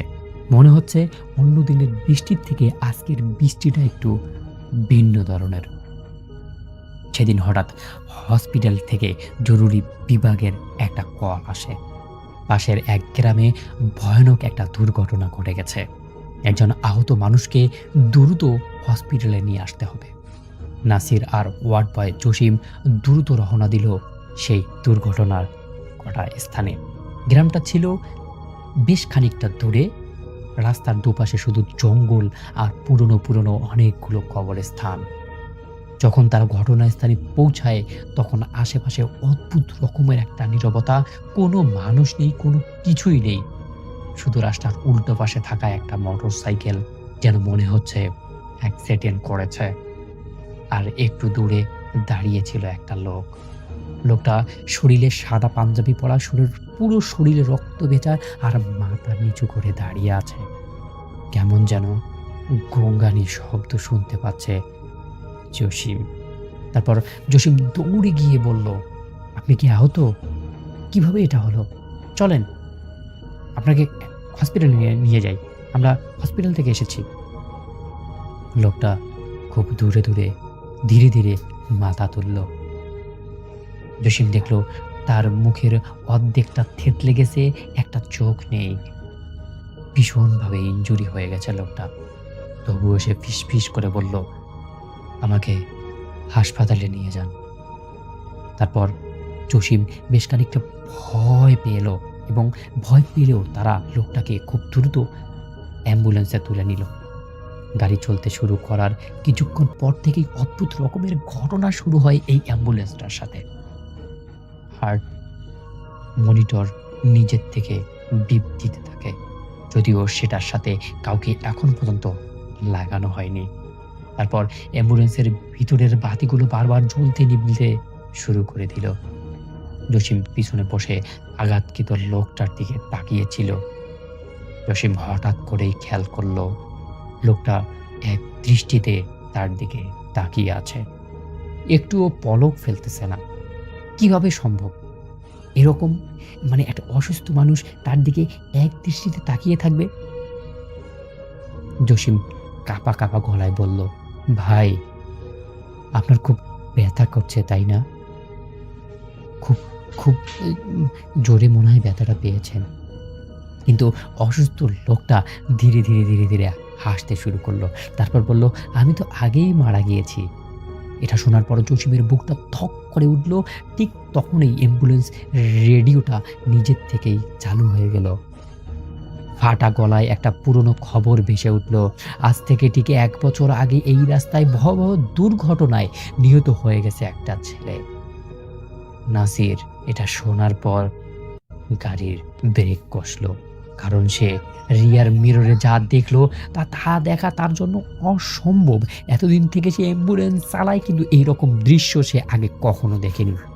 সে দেখলো পিছনের বেডটা একদমই খালি, কিন্তু জসিম যেন কারোর সাথে ধস্তাধস্তি করছে এবং নাসির ড্রাইভার সাথে সাথে চিৎকার করে বলল, আমারে ছাড়ে দে, আমারে ছেড়ে দে। নাসির পিছনের দিকে ফিরতেই দেখে জসিমের গলায় যেন অদৃশ্য কেউ চেপে ধরেছে, আর তার শরীরটা ধীরে ধীরে এই যে জসিমের শরীরটা ধীরে ধীরে যেন সিট থেকে অনেক উপরে উঠে যাচ্ছে। অ্যাম্বুলেন্সের সব দরজা নিজের থেকেই লক হয়ে গেল। তারপর পিছন থেকে একটা ঠান্ডা কণ্ঠ শোনা গেল, যেদিন আমি মরেছিলাম সেদিন কেউ থামেনি, সেদিন কেউ আমার খোঁজ নেয়নি। আমি কি এই দেশের নাগরিক না? হঠাৎ করে গাড়ির সব লাইট নিভে গেল। চারপাশ অন্ধকার, শুধু বজ্রপাতের আলোয় 1 সেকেন্ডের জন্য দেখা গেল পিছনের বেডে সেই রক্তাক্ত লোকটা বসে আছে। তার ভাঙা মুখে ভয়ঙ্কর রকমের হাসি। এমন একটা হাসি দেখে নাসির এবং জসিম দুজনেই সেখানে অজ্ঞান হয়ে পড়ে যায়। পরদিন সকালে রাস্তার পাশে অ্যাম্বুলেন্সটা পাওয়া যায়। ড্রাইভারের সিটে নাসির অজ্ঞান অবস্থায় পড়েছিল, কিন্তু জসিমকে বাইরের দিকে এখানে রাস্তার উপর শুয়ে থাকতে দেখা যায় অজ্ঞান অবস্থায়। গ্রামের লোকজন তাদেরকে উঠিয়ে নিয়ে চিকিৎসা দেয় এবং তারা সুস্থ হয়। সুস্থ হওয়ার পর তারা জানায় গত রাত্রের ঘটনা। কিন্তু সবাই বলে এখানে তো আজ থেকে 1 বছর আগে এরকম একটা ঘটনা ঘটেছিল, তোমরা এতদিন পর আসলা এখানে। তারপর নাসির এবং জসিম নিস্তব্ধ হয়ে যায়। তাদের এরকম একটা ঘটনা তাদের সঙ্গে ঘটে গিয়েছে। তারপর থেকে তারা দুজনেই এই অ্যাম্বুলেন্সের চাকরিটা বাদ দিয়ে দেয়। হ্যালো লিসেনার, আশা করি আজকের এই ভয়ানক ঘটনাগুলো আপনাদের কাছে বেশ ভালো লেগেছে। পরবর্তী ঘটনা শোনার জন্য এখনই এই চ্যানেলটি সাবস্ক্রাইব করে ফেলুন। আমি আপনাদের জন্য পুরনো ভয়ানক ঘটনাগুলো এনে আপনাদের মাঝে দেই, যাতে আপনারা এই ঘটনাগুলো শুনে অনুপ্রাণিত হন। তাই তাড়াতাড়ি করে এই চ্যানেলটা সাবস্ক্রাইব করে ফেলুন, যাতে পরবর্তী পুরনো ঘটনা আবারও শুনতে পারেন। ধন্যবাদ সবাইকে।